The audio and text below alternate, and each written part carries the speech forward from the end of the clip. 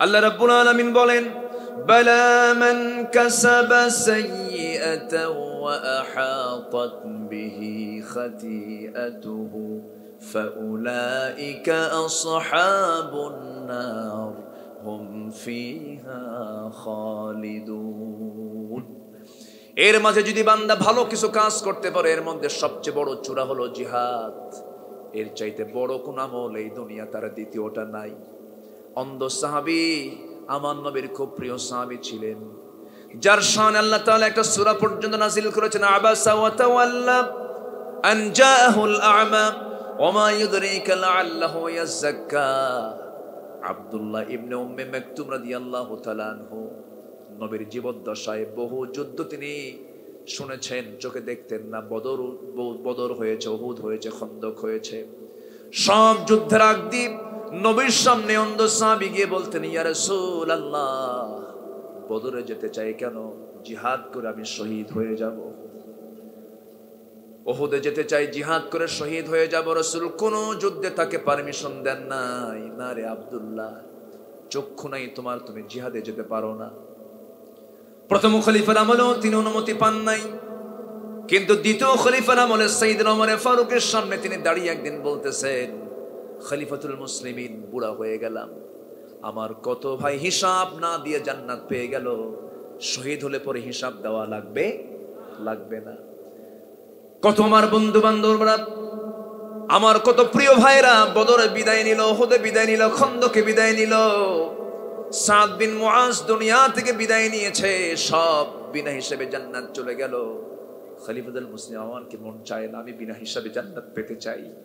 আউযু বিল্লাহি মিনাশ শাইতানির রাজীম।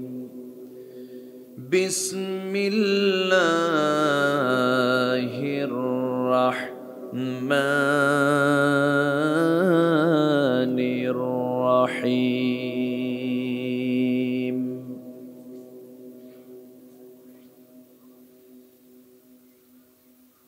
বালা মান কাসাবা সাইয়্যাতান ওয়া আহাতাত বিহি খাতিআতুহু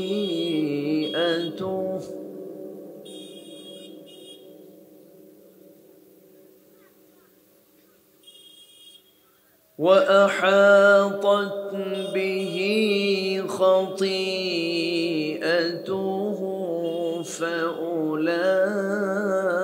فأولئك أصحاب النار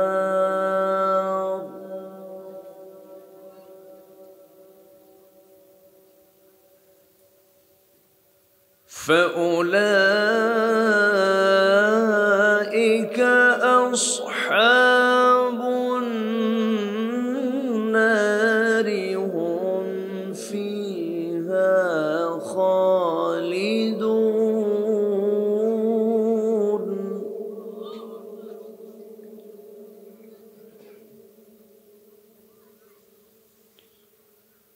والذين آمنوا وعملوا الصالحات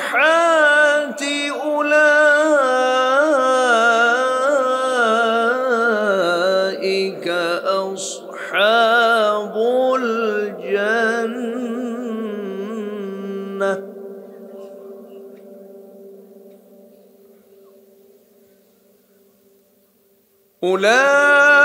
أولئك أصحاب الجنة هم فيها خالدون.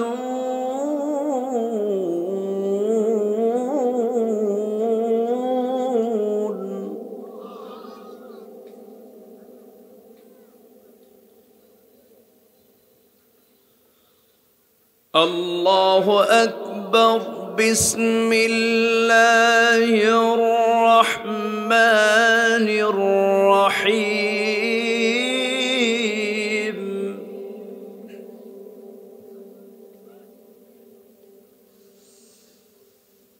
ويل ويل لكل همزة لمزة الذي جمع مالا وعدده يحسب أن ماله أخلده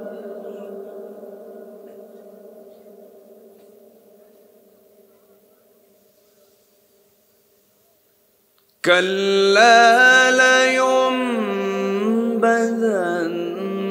في الحطمة وما أدراك ما الحطمة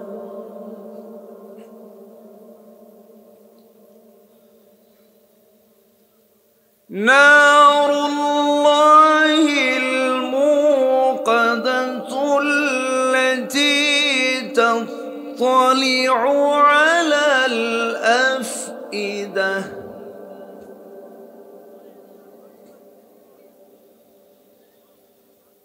نار الله الموقدة التي تطلع على الأفئدة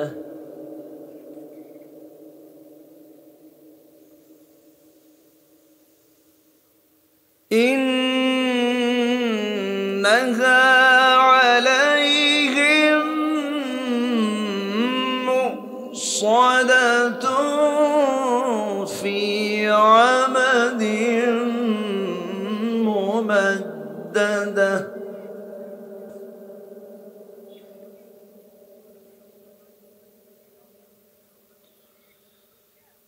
الله أكبر بسم الله الرحمن الرحيم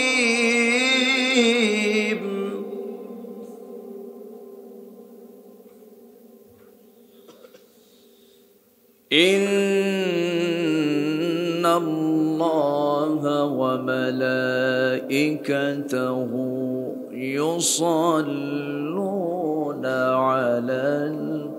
يصلون على النبي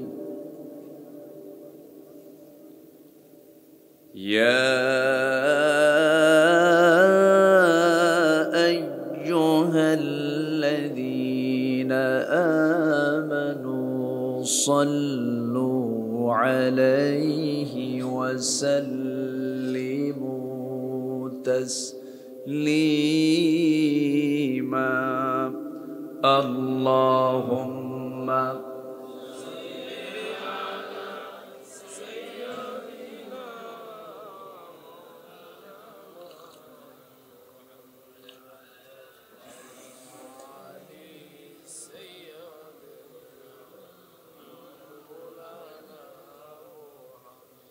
একটু মহব্বত দিয়ে নবীর প্রেমে মাতোয়ারা হয়ে জবান খুলে আওয়াজ দিয়ে সবাই বলুন আল্লাহুম্মা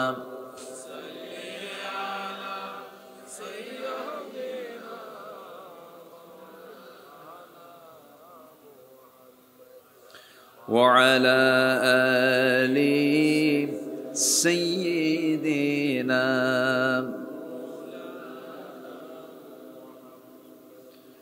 তাইফের কথা ভেবে কাঁদে শুধু দুনয়ন এমন দরদি পেতে কাঁদে মন অনুক্ষণ কাঁদে মন অনুক্ষণ ওহুদে দাঁতহারা আহমদ যখন লৌহ মাখা কিয়ামতে উঠবে তখন জিহাদ না করে কিভাবে দেখাবে তুমি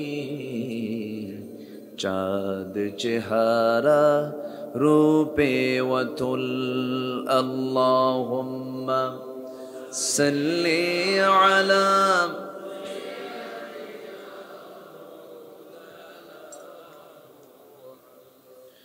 وعلى آل سيدنا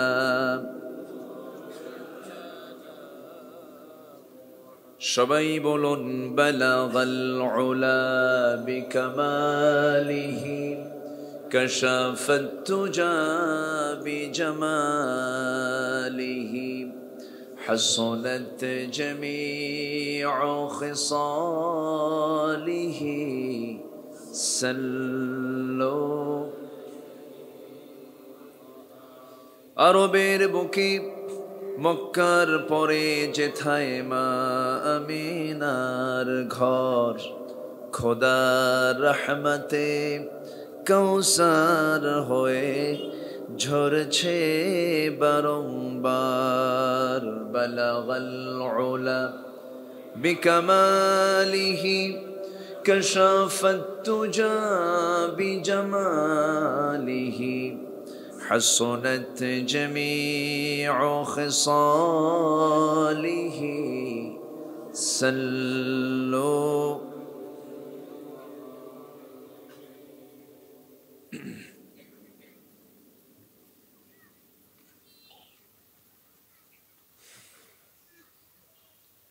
প্রাকৃতিক সৌন্দর্যের অপরূপ লীলাভূমি, সমুদ্র বেষ্টিত অঞ্চল, কক্সবাজার জেলার চকরিয়া উপজেলার মসনিয়াকাটা ইসলামী সমাজ কল্যাণ ফাউন্ডেশন কর্তৃক আয়োজিত 15তম তাফসীরুল কুরআন মাহফিল 2024 28 জানুয়ারিতে অনুষ্ঠিত আজকের এই মহৎ আয়োজনের সম্মানিত সুযোগ্য সভাপতি, সম্মানিত বরেণ্য অতিথিবৃন্দ, মাননীয় চেয়ারম্যান মহোদয়,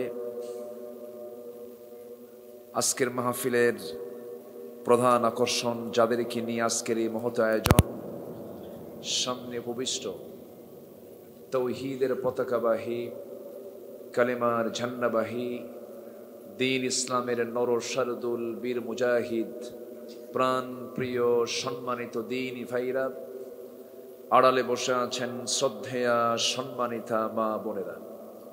আলোচনার সূচনায় আনুষ্ঠানিকতার মধ্য দিয়ে আমার পক্ষ থেকে আবারও দিল খোলা সালাম, আসসালামু আলাইকুম ওয়া রাহমাতুল্লাহি ওয়া বারাকাতুহু। ওনারা বেগুন কেন আছেন? খুব বেশি পারি না, ধরা খেয়ে যাই। যে আল্লাহ তাআলা আমাকেও আপনার মতোই রেখেছেন, বলি আলহামদুলিল্লাহ। সারাদিনের স্ব-স্ব-কর্মের ইতি টেনে ক্লান্ত শ্রান্ত দেহটাকে স্বস্তি দেবার জন্য শীতের এই আরামের বিছানায় যখন আমরা আস্তে আস্তে যাব, ঠিক সেই মুহূর্তে আমরা বসে আছি কোরআনের টানে, জান্নাতের বাগানে।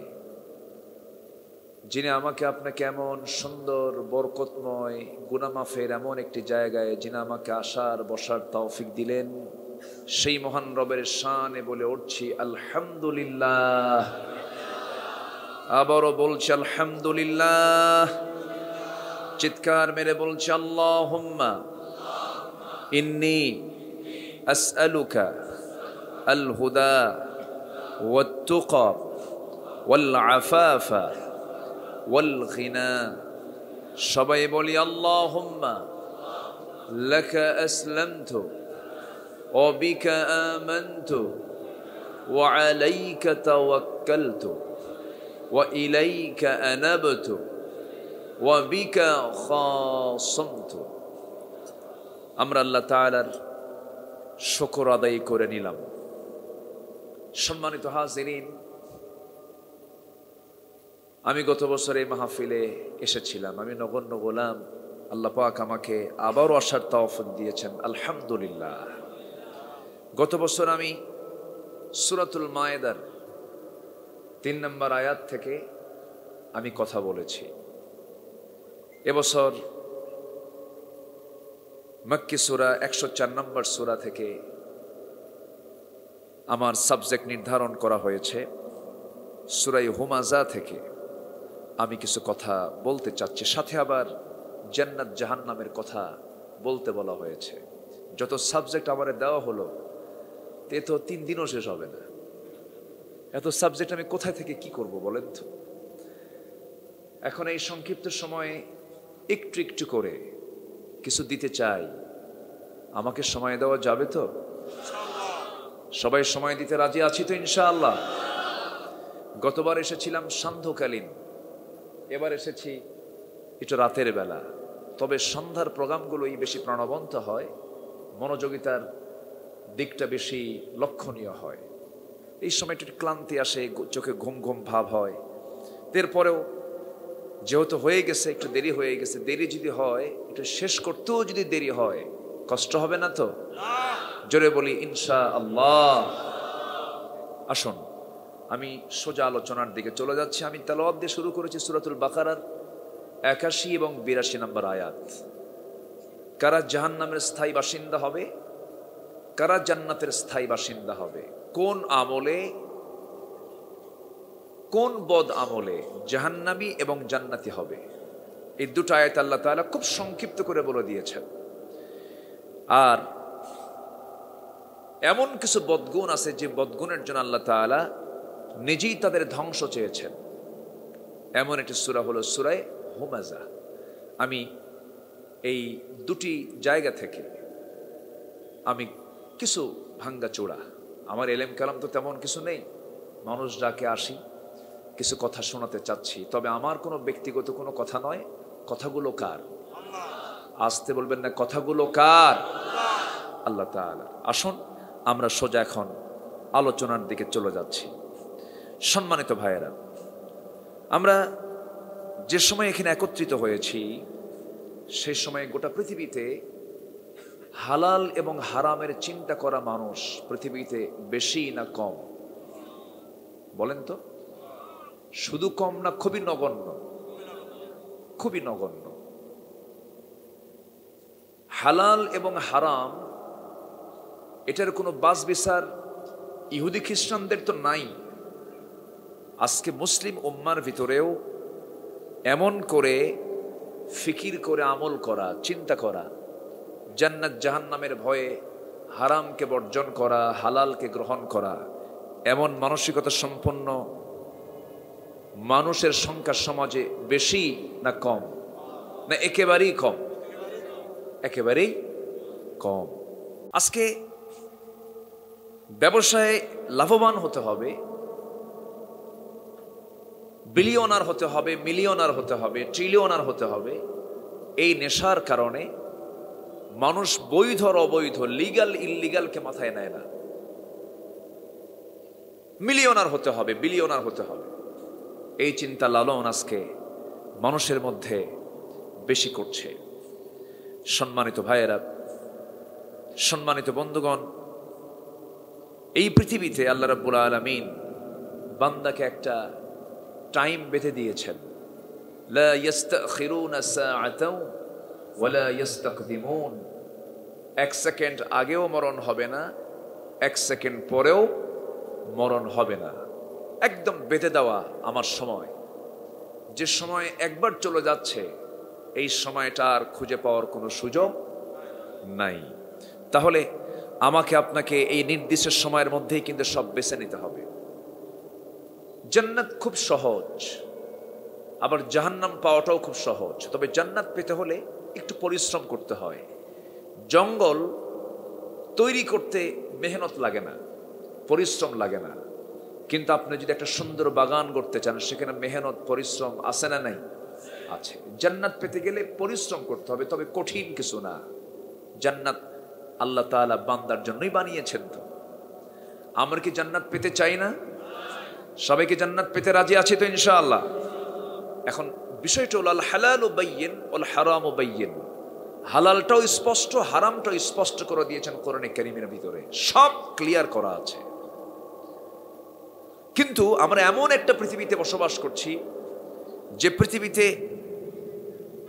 মানে সবচেয়ে বড় বড় বিজনেসগুলো দেখেন, যেটা ইসলাম সম্পূর্ণ হারাম করেছে, যেরকম মদ খাওয়া কি, মদের দোকান দেওয়া কি, আসতে বলে মদের দোকান দেওয়া কি, মদের লাইসেন্স দেওয়া কি।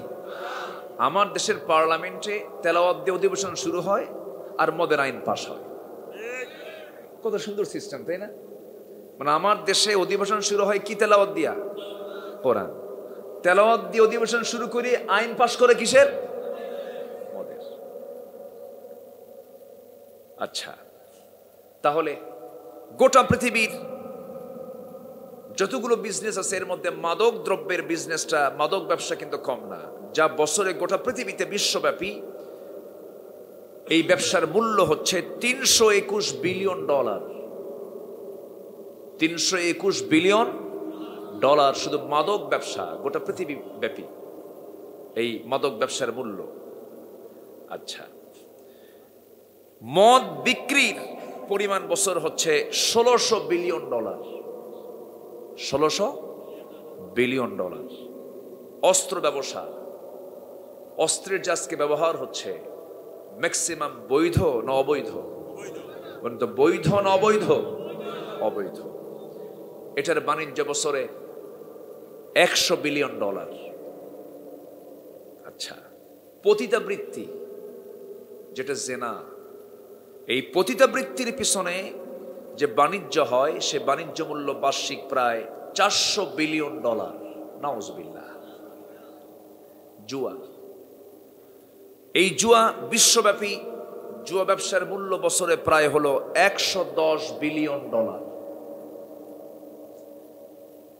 এরপর গেমস, এই যে computer games, free fire, PUBG, আরো কত কি আছে না? এই যুবকরা জানো না তোমরা?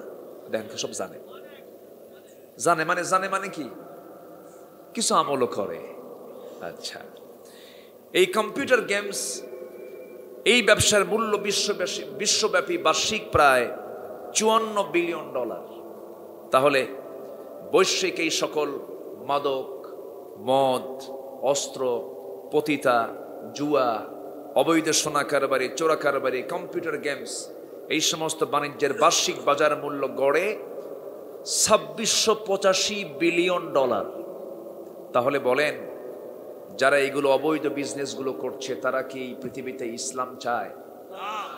আসতে বলে ইসলাম চায়? এটা কিন্তু মাথায় রাখতে হবে। একটা 5 স্টার হোটেল চলতে গেলে শর্ত হলো সেখানে মদের বোতল থাকতে হবে। কথা বললেই তো হুজুর দোষী হয়ে যায়, বোঝেন নাই? হ্যাঁ, সম্মানিত ভাইয়েরা, এগুলো সব জান্নাতের কাজ না জাহান্নামের কাজ? জান্নাত এবং জাহান্নামের আলোচনা আল্লাহ তাআলা করেছেন 10 পারা জুড়ে। কয় পারা? কখন করবো আমি? এই বিশাল আলোচনা দিছে না। তবে হ্যাঁ, আমি ছোট্ট দুটো আয়াত তেলাওয়াত করি সূরা বাকারা থেকে, একদম আল্লাহ তাআলা শর্ট করে বলে দিয়েছেন। আমার বন্ধুগণ, তাহলে আল্লাহ রাব্বুল আলামিন জান্নাত রেখেছেন, জাহান্নাম রেখেছেন সস্তা হিসাব, সহজ হিসাব।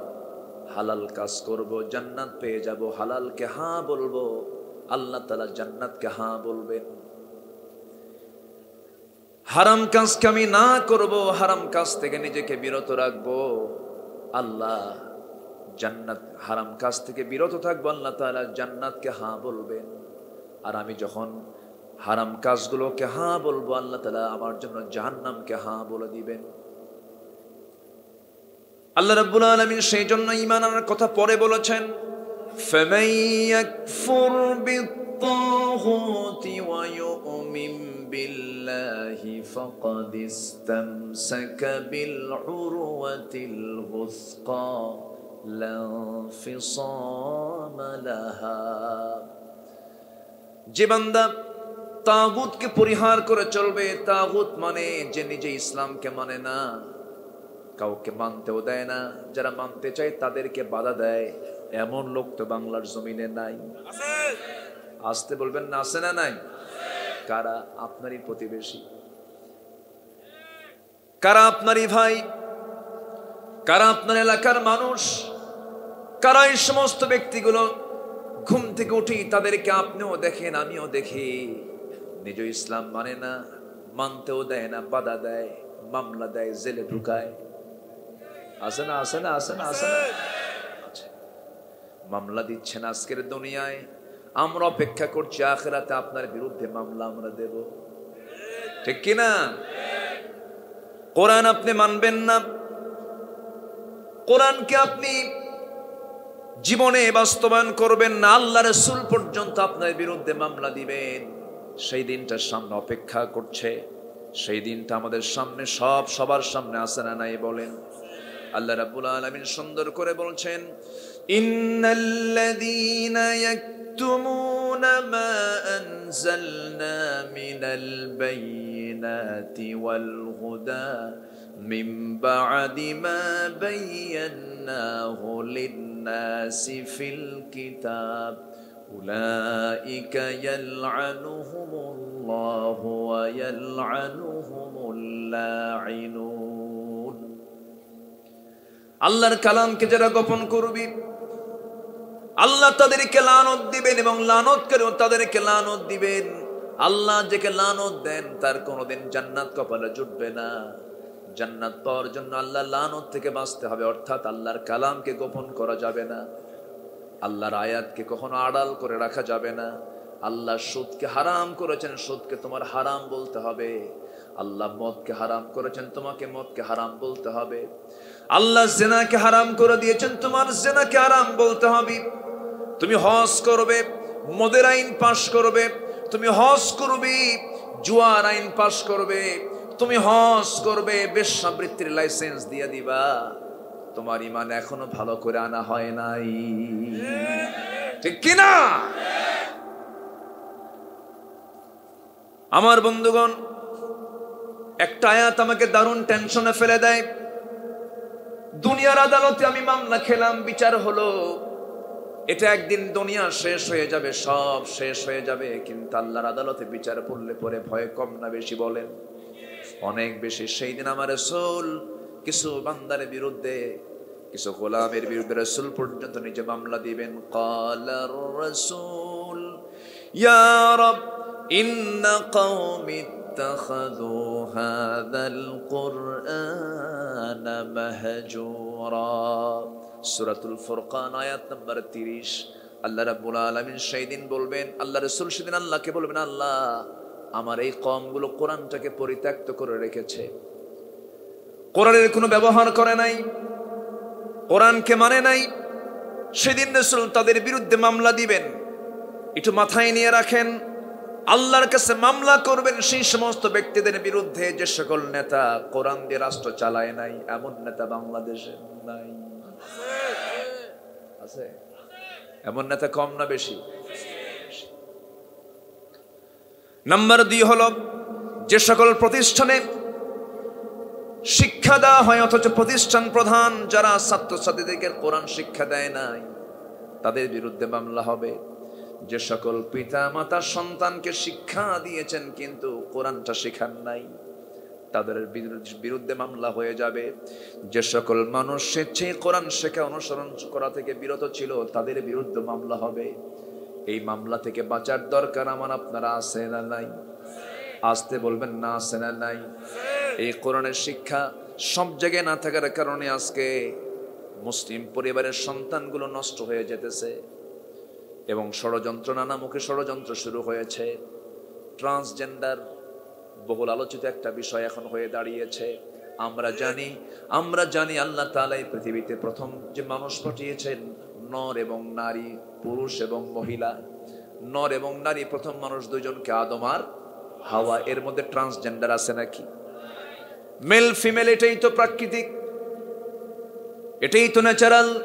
আল্লাহ রাব্বুল আলামিন মানব সৃষ্টি নিয়ে বলছেন, ইন্না খালাকনাকুম মিন যাকারিন ওয়া উনসা ওয়া জাআলনাকুম শুউবান ওয়া ক্বাবাইলা লিতাআরাফু ইন্না আকরামাকুম ইনদাল্লাহি আতকাকুম। আমি তোমাদেরকে এক নর এবং এক নারী থেকে সৃষ্টি করেছি, বিভিন্ন গোত্র, বিভিন্ন ভাষা বর্ণ, বিভিন্ন ভাগে ভাগ করে দিয়েছি যেন তোমরা একে অপরকে চিনতে পারো। তোমাদের মধ্যে সেই বান্দা আমার কাছে সবচাইতে বেশি দামি, যে বান্দা আমি আল্লাহ আমাকে সবচাইতে বেশি ভয় করে। জোরে বলে সুবহানাল্লাহ। কিন্তু এখন পুরুষ আর নারীর পাশাপাশি আরেকটা ঢুকাইছে, সেটা হলো ট্রান্সজেন্ডার। মানে যে পুরুষের মহিলা হওয়ার শখ, অথবা যে মহিলার পুরুষ হওয়ার শখ, এটা হলো ট্রান্সজেন্ডার। আচ্ছা, কারো বাপ যদি মারা যায়, ছেলে পায় 2 বিঘা, মেয়ে পায় 1 বিঘা, তো যেটা ট্রান্সজেন্ডার, এটা এ কয় বিঘা পাবে? হ্যাঁ বলেন, এর হিসাব কি হবে? আমার মনে হয় কি জানেন, যারা ট্রান্সজেন্ডার হতে চাচ্ছে এদেরকে একটা ভিন্ন গ্রহে পাঠায় দেওয়া দরকার। ওদের তার বাচ্চা কাচ্চা হবে না, তাই না? ওখানেই পুরে মরু করা, বদমাইশ এগুলো। সমকামিতা ইউরোপ আমেরিকায় প্রমোট করা হচ্ছে। অনেক দেশে সংসদ আইন আকারে সমকামিতার আইন টেনে, এটাকে বিল টেনে পাশ করা হচ্ছে। যে সমকামিতা 5000 বছরের ঘৃণ্য একটি ইতিহাস, যার ব্যাপারে একজন ইংল্যান্ডের প্রধানমন্ত্রী ভারতীয় বংশোদ্ভূত ঋষি সুনাক বলেছেন, a man is a man, a woman is a woman, that's just a common sense. একটা পুরুষ একটা পুরুষ, একটা নারী একটা নারী, এটা বোঝার জন্য কিচ্ছু লাগে না, একটা কমন সেন্স দরকার, একটা কমন সেন্স দরকার। আজকে পুরুষে পুরুষ আসক্ত হচ্ছে, নারীতে নারীতে আসক্ত হচ্ছে। এগুলো মিডিয়াকে প্রমোট করছে, মিডিয়া এগুলোকে প্রমোট করছে। আল্লাহ তাআলা এই সমকামিতার অপরাধে জর্দানের ডেড সি, আজকে আমরা যা দেখি, ডেড সি, মৃত সাগর, যেটা ফি আদনাল আরদ, গোটা জমিনের সবচেয়ে নিম্নাঞ্চল যাকে বলা হয়, আল্লাহ তাআলা ওই জাতিকে শূন্যের উপরে তুলে এক আছাড় দিয়ে জমিনের মধ্যে গাড়িয়ে শেষ করে দিয়েছেন সমকামিতার জন্য। সেই সমকামিতাকে আজকে প্রতিষ্ঠিত করার জন্য কিছু ধ্বজাধরী পশ্চিমা নাস্তিক চক্র আমার দেশের মাথাচাড়া দিয়ে ওঠার চেষ্টা করছে। এগুলোকে সক্ষমভাবে যদি আমরা মোকাবেলা না করতে পারি, ভয়ানক রূপ সৃষ্টি হবে। চরমভাবে এগুলোর বিরুদ্ধে আমাদের সোচ্চার হতে হবে, চরমভাবে আমাদেরকে এগিয়ে আসতে হবে। তুমি সমকামিতাকে প্রমোট করো, পছন্দ করো, তোমার বাপ যদি সমকামী হতো, ট্রান্সজেন্ডারের পক্ষ হতো, তোমার জন্ম পৃথিবীতে হতো না।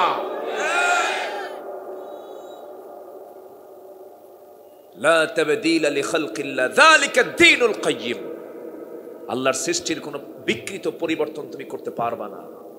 আল্লাহ যা করেছেন এর উপরে হাত দেওয়া জায়েজ জায়েজ নাই। যে পুরুষ নারীর বেশ ধারণ করবে, যে নারী পুরুষের বেশ ধারণ করবে, রাসূল বলেছেন আল্লাহর লানত তার উপরে। সম্মানিত ভাইয়েরা, এক রাত তো সব দিক থেকে কিছু কিছু করে আমাকে বলতে হচ্ছে, এগুলো জাহান্নামের কাজ। এগুলো কিসের কাজ বলেন? আজকের সমাজে জাহান্নামের কাজ বেশি না কম?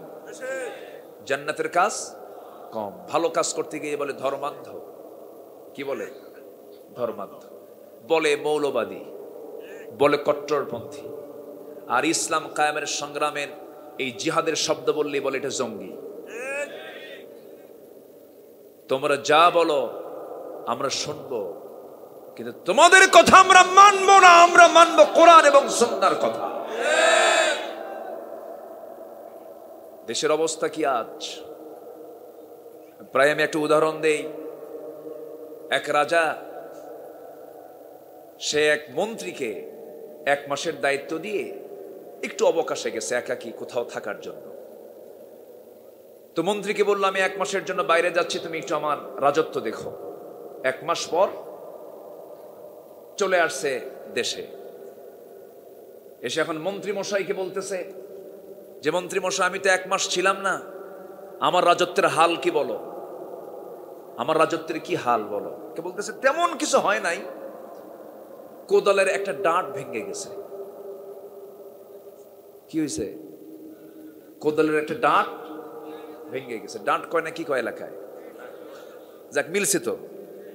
আচ্ছা, কমন হয়েছে মোটামুটি। মানে কোদালের যে ডাঁট, যেটা হাতল, যা মানে বুঝতেছেন তো আপনারা? আচ্ছা, কোদালের ডাঁটটা ভেঙে গেছে। কে ডাঁট ভাঙলো কেমনে? কবর খনন করতে নিয়ে। কবর খনন মানে কিসের? যে আপনার প্রিয় গাধাটা মারা গেছে। আমার গাধা মরল কেমনে? আম গাছের ডাল ভেঙে। আম গাছের ডাল ভাঙলো কেমনে? আপনার মায়ের খুব শখ ছিল যে তার মৃত্যুর পরে যেন তাকে যেন আম গাছের ডাল দিয়ে যেন পুরানো হয়। কে মানে আমার মাও মারা গেছে। আমার মা মরলো কেমনে? আপনার মা মরে গেছে আপনার তার নাতির জন্য। কে নাতি মানে আমার ছেলে। আমার ছেলে মারা গেছে। হ্যাঁ, আমার ছেলে মারা গেল কেমনে? তার মা মারা যাওয়ার কারণে। তার মা মানে আমার বউ মারা গেছে। আমার বউ মারা গেল কেমনে? রাজকোষ চুরি হয়ে গেছে। রাজকোষ চুরি হয়ে গেছে আর তুমি বলতেছো যে কিছুই হয়নি। তুমি বলো কোদালের ডাট ভাঙছে। রাজ্যের রাজকোষ চুরি হলো, বউ মারা গেল, ছেলে মারা গেল, মা মারা গেল, প্রিয় গাধাটাও মারা গেল, রাজত্বের রাজকোষ চুরি হলো। দায়িত্বপ্রাপ্ত মন্ত্রী বলে না জাহাপনা তেমন কিছু হয় নাই, কোদালের ডাঁট শুধু ভাঙছে। আজকে আমার দেশের হাল হয়েছে এরকম। আসতে বলবেন না, জোরে বলুন ঠিক কিনা? দেশকে গিয়ে নিচ্ছে প্রবাসীরা, অশিক্ষিত। দেশকে গিয়ে নিচ্ছে শ্রমিকরা, অশিক্ষিত। দেশকে গিয়ে নিচ্ছে অর্থনৈতিকভাবে সাধারণ কৃষকরা, অশিক্ষিত। শ্রমিক, কৃষক, প্রবাসীর এই পরিশ্রমের রেমিটেন্স গুলো দেশে আসে, দেশ সামনের দিকে এগিয়ে যায়। আর দেশকে পিছিয়ে দিচ্ছে কারা? কলমের খোঁচা দিয়ে কোটি কোটি যারা দেশ থেকে লোপাট করছে। এটার মূল কারণ কি? এটার মূল কারণ হলো আজকে আমরা কোরআনটা ধরেছি না ছেড়েছি? কোরআনটা ধরেছি না ছেড়েছি? ওমরের মতো শাসক যদি আমরা উপহার দিতে চাই, মানতে হবে কি? মানতে হবে কি? কোরআন। কোরআন ছাড়া কোনদিন আমাদের উন্নয়ন, সমৃদ্ধি, শান্তি, কল্যাণ আমরা পাবো না। এটা কার কথা? আসতে বলবেন না, কার কথা? আল্লাহর কথা। আমার ভাইয়েরা, একটু কান লাগান, মনোযোগ দিয়ে কথাগুলো শুনুন। দুনিয়া থেকে আমিও যাব, আপনিও যাবেন। কেউ বাঁচার জন্য আসি নাই। জাহান্নাম থেকে চ্যালেঞ্জ আমাদের বাঁচতে হবে। সবচেয়ে বড় চ্যালেঞ্জ হলো জাহান্নাম থেকে বাঁচা। জাহান্নাম থেকে যদি বাঁচতে চাই, মহান রব্বুল আলামিন বলছেন, বালা মান কাসাবা সাইয়্যাতান ওয়া আহাতাত বিহি খাতিআতুহু উলাইকা আসহাবুন নার হুম ফিহা খালিদুন। জোরে বলুন আল্লাহু আকবার। বান্দা, তুমি যদি পাপ করো, পাপ বলবে যে বিড়ি খায়, বিড়ি খাওয়ার চিহ্ন তারা ঠোঁটে আসে না নাই? বলেন। আসতে বলবেন না, আসে না নাই? যে বিড়ি খায় তারা ঠোঁট বলে দেয় এটা কত নাম্বার বিড়িখোর। বিড়ি খাওয়া আমার দেশের লোক তো কম মনে হয় না। বিড়ি খাওয়া বেশি না বিড়ি ছাড়া বেশি? বিড়ি খাওয়া বেশি। আবার প্রশ্ন করে মাহফিলে, হুজুর বিড়ি খাওয়া কি জায়েজ আছে? মানে উনি জায়েজের চেষ্টায় আছে, ছাড়বেন না উনি। আছে না নাই? বল। বিড়ি খাওয়া জায়েজ না না জায়েজ এটা তো ডাক্তার ভালো বলতে পারবে, আমরা কি বলবো, তাই না? এটা তো ডাক্তারদের ব্যাপার। কোন ডাক্তার কি বলে বিড়ি খুব ভিটামিন সমৃদ্ধ একটা, এরকম কিছু বলে?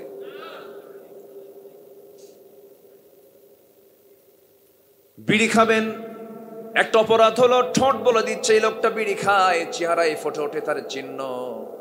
যে মদ খাবে তার চেহারায় বলে দেবে সে মদ খায়, তার চোখটা লাল হয়ে যাবে। আল্লাহ বলছেন তুমি পাপ করবে, বালা মান কাসাবা সাইয়্যাতান ওয়া আহাতাত বিহি খাতিআতুহু, পাপ তোমাকে ঘেরাও করে ফেলবি। যখন মানুষ পাপ করে, পাপ করার কারণে তার মধ্যে 7টা জঘন্য চরিত্র তার মধ্যে চলে আসে, 7টা দিক তার মধ্যে চলে আসে।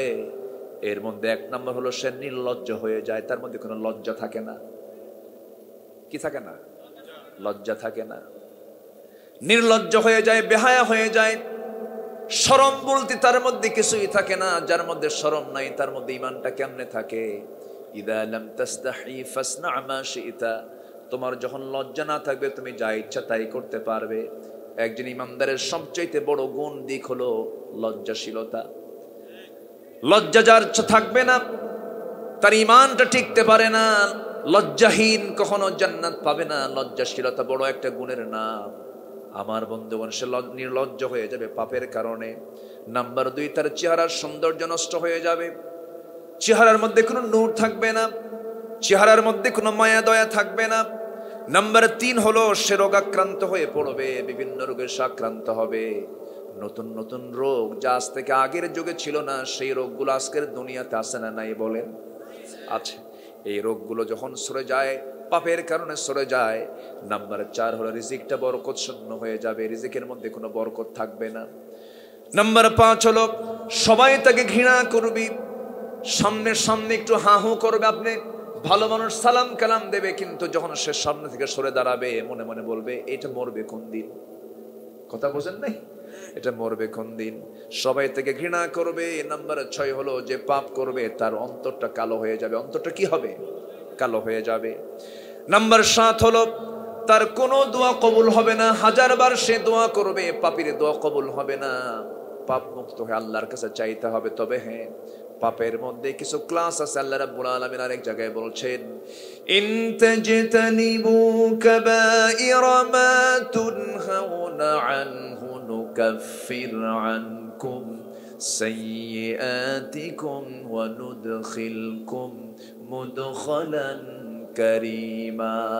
জোরে বলুন আল্লাহু আকবার। বান্দা, তুমি যদি বড় বড় গুনাহগুলো ছেড়ে দাও, শিরকের গুনাহ, কুফরির গুনাহ, বেদাতের গুনাহ, ফুসুকের গুনাহ, জুলুমের গুনাহ যদি ছেড়ে দাও, জিনার গুনাহগুলো যদি ছেড়ে দাও, সুদের গুনাহ যদি ছেড়ে দাও, মদের গুনাহগুলো যদি ছেড়ে দাও, বড় বড় গুনাহগুলোকে তুমি যদি ছেড়ে দাও, আমি আল্লাহ তাআলা ওয়াদা করছি তোমার জীবনের অর্জিত যত ছোট ছোট গুনাহগুলো আছে, এই সমস্ত গুনাহগুলোকে আমি আল্লাহ এমনি মাফ করে দেব।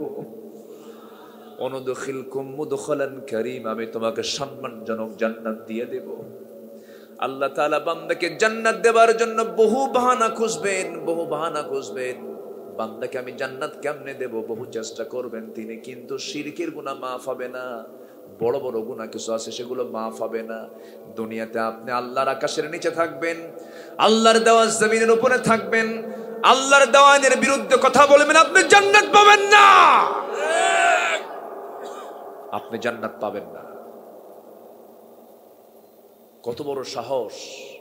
আল্লাহর জমিনের উপর অবস্থান করে, আল্লাহর দেওয়া সূর্যের আলো নিয়ে, আল্লাহর দেওয়া আকাশ হতে বৃষ্টির নিয়ামত গ্রহণ করে আল্লাহর বিরুদ্ধে আইন সে পাশ করে।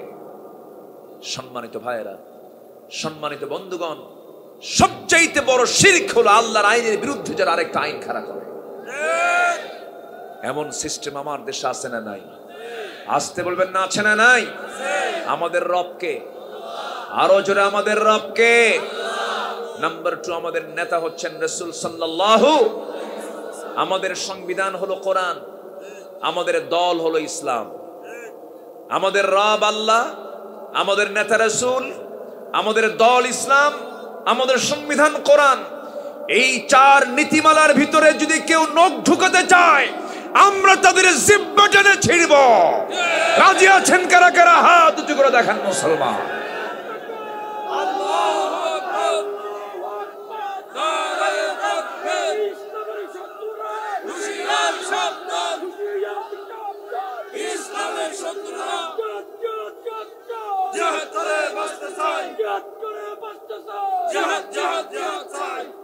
আল্লাহ কবুল করুন। জোরে বলে আমিন। আরো জোরে আমিন। অন্যায়ের বিরুদ্ধে আমাদের রুখে দাঁড়ানোর দরকার আছে না নাই? যে ঈমান অন্যায়ের বিরুদ্ধে কথা বলে না, তার ঈমান আনাই হয় নাই। কুনতুম খায়রা উম্মাতিন উখরিজাত লিন-নাসি তা'মুরুনা বিল মা'রুফ ওয়া তানহাউনা 'আনিল মুনকার ওয়া তু'মিনুনা বিল্লাহ। আগে সৎ কাজের আদেশ দেওয়া, সৎ কাজের বাধা দেওয়ার এরপর ঈমান আনা। আল্লাহ তাআলা যে ঈমান অন্যায়কে সাপোর্ট করে, যে ঈমান অন্যের বিরুদ্ধে বাধার চিন্তা লালন করে না, সেটা ঈমান নয়, এটা প্রতারণা, এটা মুনাফিকি।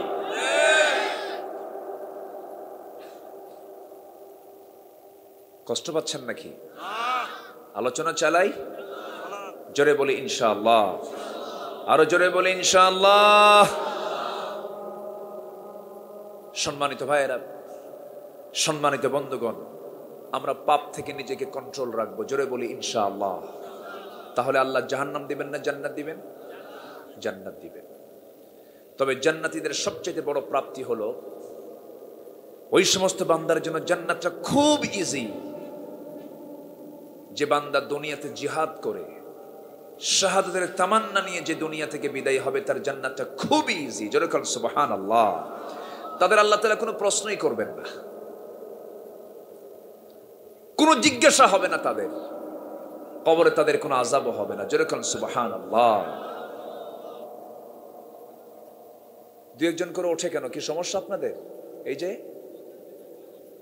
ফি মুশকিলা, ফি মুশকিলা, মা ফি মুশকিলা।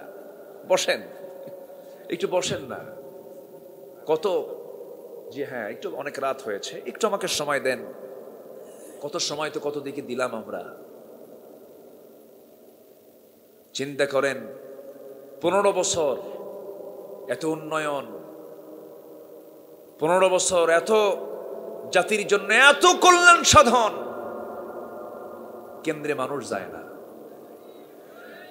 আসতে কোন কেন? কেন্দ্রের সামনে মিস্টার ডগ বসে থাকে।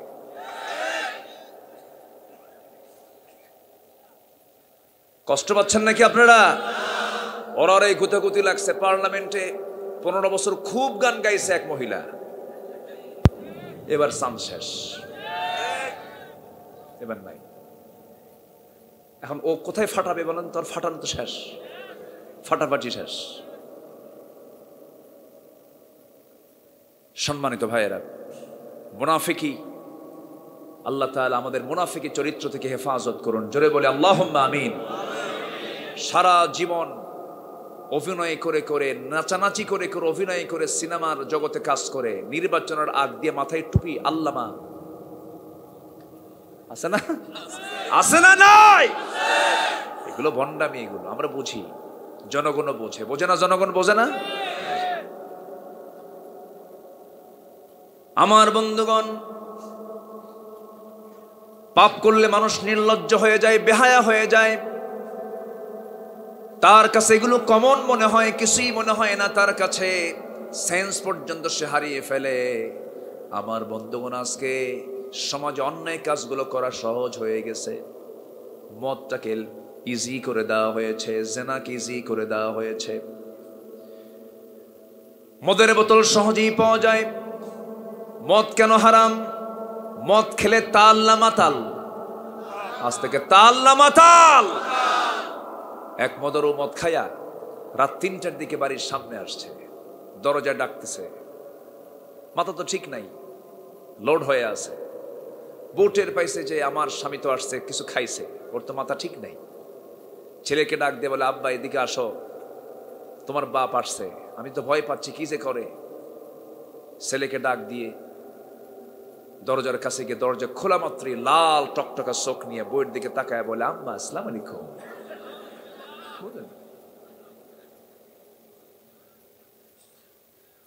বউ কয়, হায় রে আমার কপাল, স্বামীর মুখে মায়ের ডাক। তোমার কি একটু হুঁশ নাই? পাশে একটা যুবক ছেলে দাঁড়ানো, ছেলের দিকে তাকায় বলে, দুলা ভাই আসসালামু আলাইকুম। এই হলো নেশা। আর সেই নেশাকে আল্লাহ রাসূল বললেন, আল খামরু উম্মুল খাবাইস। মদ হচ্ছে সকল পাপের মা। সকল পাপের কি? সে মদ আজকে অ্যাভেলেবল হয়ে গেছে। মদ সমস্ত পাপের মা কেন? জাস্ট একটা এক্সাম্পল। কোন এক আল্লাহর ওলি এক শহরে বসবাস করতেন। সেই শহরে বসবাস করতে এক ভ্রষ্টা নারী, চরিত্রহীনা নারী, পতিতা নারী। বহু পুরুষের চরিত্র সে নষ্ট করেছে, হনন করেছে।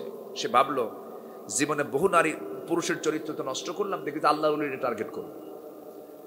টার্গেট করে কোন এক বেকায়দায় তাকে ফেলে দিয়েছে, ঘরের মধ্যে তুলে বলতেছে, শোনো, আমি জানি তুমি বড় আল্লাহওয়ালা মানুষ, তোমার সামনে 3টা অপশন খোলা আছে। নাম্বার 1, এই যে মদের বোতল খেতে হবে তোমাকে।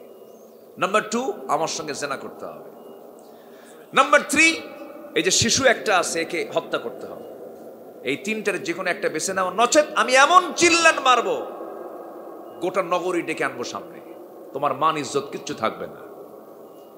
বেচের আল্লাহওয়ালা মানুষ কি এখন চিন্তা করেন না, জেনা তো করাই যাবে, ইমান থাকবে না, হত্যা তো কোনো প্রশ্নই নাই। মদের বোতল এটাও তো হারাম, এখন কি করি? তো মদের বোতল দেখি এক ঢোক মারি, এটাকে একটু আসান মনে করে এক ঢোক মারছে। এক ঢোক, যে জীবনে কোনোদিন জর্দা খায় না, একদিন প্রথম দিন জর্দা খেলে কি হবে বলেন তো? মাথা ঘুরে পড়ে যাবে। এক ঢোক মারা মাত্রই মাতাল, জেনাও হলো। মাতালে কি জেনাবাদ থাকে? জেনাও হলো, আবার ছোট্ট বাচ্চাটা খুনও হলো। তাহলে নেশা, শরাব, মদ এটা এমন একটা অপকর্ম। মদ আছে যেখানে, জেনা আছে সেখানে, জেনা আছে যেখানে, খুন আছে সেখানে, ঠিক কিনা? আজকে সেই সাগরে আজকে আমরা হাবুডুবু খাচ্ছি আর তৃপ্তির ঢেকুর গিলতেছি। কিছু হুজুর তো আছে দোয়া করার জন্য, আকাম কুকাম করে ওই সমস্ত লোকগুলো করে গেছেন, হুজুরদের আবার দাওয়াত দেয়, হুজুর একটু আসেন তো, দোয়া করে দেন, দোয়া করে আল্লাহ এই সিনেমার বরকত তুমি আল্লাহ দিয়ে দাও। দেখছেন, সিনেমা হল উদ্বোধন হবে, এরকম হুজুর আছে না? মদের ফ্যাক্টরি উদ্বোধন হবে, পীর সাহেবকে ডাক দেয়, পীর সাহেব দোয়া করে আল্লাহ এই মদের ফ্যাক্টরি যত কলা কুশলী যত কর্মচারী আছে সবার মধ্যে খাস রহমত নাজিল করো আর মদের প্রোডাকশন বাড়ায় দাও। এরকম বদমাইশও আছে না নাই? আসতে বলবেন না, আছে না নাই? সম্মানিত ভাইয়েরা, ইমাম ইবনু তাইমিয়া রাহিমাহুল্লাহর নাম সবাই শুনেছেন। উনি দামেস্কের জেলখানায়, কিসের জেলখানায় বলেন তো? দেখেন তো বড় বড় আল্লাহওয়ালা সব কোথায় বলেন তো? সবাই কোথায়? জেলখানায়। আবু হানিফা কোথায়? আমাদের দেশের কোরআনের পাখি কোথায়? জেলখানায়। আবু হানিফা রাহমাতুল্লাহ আলাইহি 8 বছর জেলখানায় থেকে বিষ প্রয়োগে তাকে হত্যা করা হয়েছে, শহীদ করা হয়েছে। সম্মানিত ভাইয়েরা, ইমাম ইবনে তাইমিয়া দামেস্কের জেলখানায় এক জেলার এসে বলতেছে, হুজুর আমাকে মাফ করে দিবেন। কেন? কোনো কিছু করার নাই, আমরা হুকুমের গোলাম। ইমাম ইবনে তাইমিয়া তাকে বললেন, আল্লাহর কসম তোমার মতো লোকজন না থাকলে ওরা কারো উপর জুলুম করতে পারতো না, তোমরা আছো বলেই তারা জুলুম করতে পারে। ইবনে তাইমিয়া বলে ফেললেন। আছে না এরকম? আছে না? তাহলে কেন্দ্রে লাভ আছে? হুকুমের গোলাম বলে লাভ আছে? হুকুমের গোলাম বলে কেউ কি জামিন পাবে? পাবে না। যে চাকরি করতে গিয়ে হক কথা বলা যায় না, যে তাবেদারি করতে গিয়ে আল্লাহর পথ থেকে বিচ্যুত হতে হয়, জালিমদের পক্ষ নিতে হয়, সেই সমস্ত নেতৃত্ব চাকরির মুখে আমরা থুতু মারি। কথা ক্লিয়ার? কথা ক্লিয়ার? সম্মানিত ভাইয়েরা, সম্মানিত বন্ধুগণ, আমরা পাপের কাছে যাব না, জোরে বলি ইনশাআল্লাহ। আমাদের সবচেয়ে বড় চ্যালেঞ্জ হলো তাহাজ্জুদ কিছু বাদ গেছে, সমস্যা নাই। কিছু নফল নামাজ বাদ গেছে, সমস্যা নাই। কিছু জিকির আজকার বাদ গেছে, সমস্যা নাই। কিন্তু একটা পাপ, একটা বড় পাপ আমি আমার জীবন থেকে মাইনাস রেখেছি, এটাই সবচেয়ে বড় অর্জন। জোরে বলি সুবহানাল্লাহ। পাপ মুক্ত জীবন, এটা সবচেয়ে বড় চ্যালেঞ্জ। আমরা পাপ করব না, জোরে বলি ইনশাআল্লাহ। পাপ থেকে বিরত থাকলেই আমাকে জান্নাত দিবেন কে? আসতে বলবেন না, কে দিবেন জান্নাত? আল্লাহ দিবেন। জাহান্নামটা কত ভয়ঙ্কর! এত ভয়ঙ্কর জাহান্নাম, যেদিন জিবরাইল জাহান্নামকে দেখেছেন সেদিন থেকে তার মুখে কোনোদিন হাসি ছিল না। এত ভয়ঙ্কর জাহান্নাম। জাহান্নামের গর্তের মধ্যে, জাহান্নামের মধ্যে যখন সূর্য দেওয়া হবে, সূর্য যদি ঢুকানো হয় সূর্য হেরে যাবে, সূর্য তার অস্তিত্ব থাকবে না। এত বড় জায়গা হলো জাহান্নাম, এত ভয়ঙ্কর জায়গা জাহান্নাম। সেই জাহান্নাম থেকে বাঁচার জন্য আল্লাহ রাব্বুল আলামিন বলছেন, বান্দা সাকার থেকে, জাহান্নাম থেকে, এই সমস্ত ভয়ানক জায়গা থেকে বান্দা তুমি যদি বাঁচতে চাও তোমার কিছু আমল করতে হবে। আল্লাহ রাব্বুল আলামিন বিভিন্ন জায়গায় জাহান্নাম থেকে বাঁচার জন্য আমল শিখিয়ে দিয়েছেন। এক জায়গায় বলছেন মা সালাকাকুম ফি সাকার ক্বালু লাম নাকু মিনাল মুসাল্লিন ওয়া লাম নাকু নুতঈমুল মিসকিন ওয়া কুন্না নাখুযু মা'আল খায়িদিন ওয়া কুন্না নুকাযযিবু বিয়াউমিদ্দিন حتى أتانا اليقين فما تنفعهم شفاعة الشافعين জোরে বলুন আল্লাহু আকবার। তোমরা আজকে দোজকে কেন?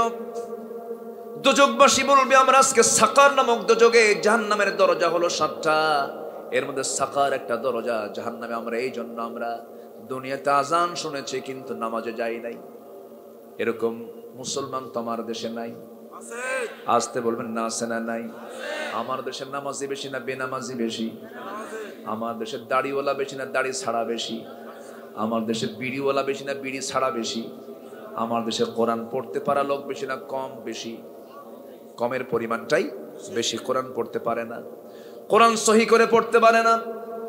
আজকে 53 বছর দেশ, শিক্ষা মন্ত্রণালয়ে আছি, কত কি আছে, কিন্তু আজকে জাতির একটা সিংহভাগ অংশ তারা কোরআনটাকে সহি করে পড়তে পারে না। কেন পারে না? কি জন্য পারে না? অবশ্যই ব্যর্থতা, অবহেলা আছে না নাই বলেন? আসতে বলবেন না আছে না? আজকে বিসিএস পরীক্ষার ভাইবা বোর্ডে যদি বলা হতো যারা মুসলিম পরিবারের সন্তান তাদেরকে ভাইবা বোর্ডে কোরআনে কারীমের যে কোনো একটা পৃষ্ঠা থেকে এক পৃষ্ঠা সহি তেলাওয়াত শুনবো আমরা, সবার তেলাওয়াত সহি হয়ে যেত। কিন্তু আমার দেশের বিশেষ ক্যাডার তো দূরের কথা, মেম্বার অফ পার্লামেন্টের তেলাওয়াত দিয়ে শুরু হবে অধিবেশন, কারি সাহেব যায় না, একজনকে বলেছে স্পিকার মহোদয় আপনি তেলাওয়াত করেন, এক এমপি উঠে তেলাওয়াত করতেছে কেলহে আল্লাহ, শয়তান কই তোর সে তেলাওয়াত আমার ভালো আছে না? এরকম আছে না? এরা আবার বলে কি জানেন, হুজুররা কি বুঝে, হুজুররা কি জানে? হুজুররা জানেটা কি? যারা কোরআন জানে তারা সব জানে। যেরকম সুবহানাল্লাহ, যারা কোরআন জানে তারা সব জানে বলেছেন মুহাম্মদ সাল্লাল্লাহু। যারা কোরআন জানে না তারা কিচ্ছু জানে না, ওরা খুব জানে। আগামীকাল ঈদুল আজহার জানাজা নামাজ, খুব জানে না ওরা? খুব জানে না? ঈদুল আজহার জানাজা নামাজ না?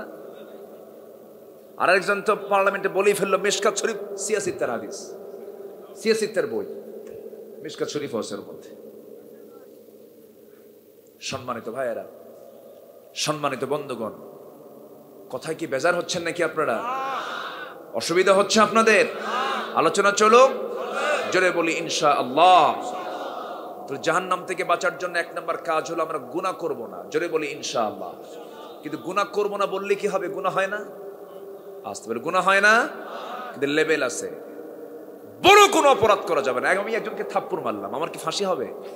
আমি যদি খুন করি বলেন, মারা তো দুইটাই, একটা থাপ্পড় মারা, আরেকটা কি একেবারে মেরে দেওয়া। 2 অপরাধ কি এক না? এক অপরাধে আমার হয়তো চট থাপ্পড় হবে, এই তো। আর আমি যদি একজনকে খুন করে ফেলি দুনিয়ার আদালতে আমার কি হবে? ফাঁসি হয়ে যাবে। তেমনই কিছু অপরাধ আছে যে অপরাধগুলো ছোট, আল্লাহ তাআলা তাকে মাফ করে দিবেন, যেরকম সুবহানাল্লাহ।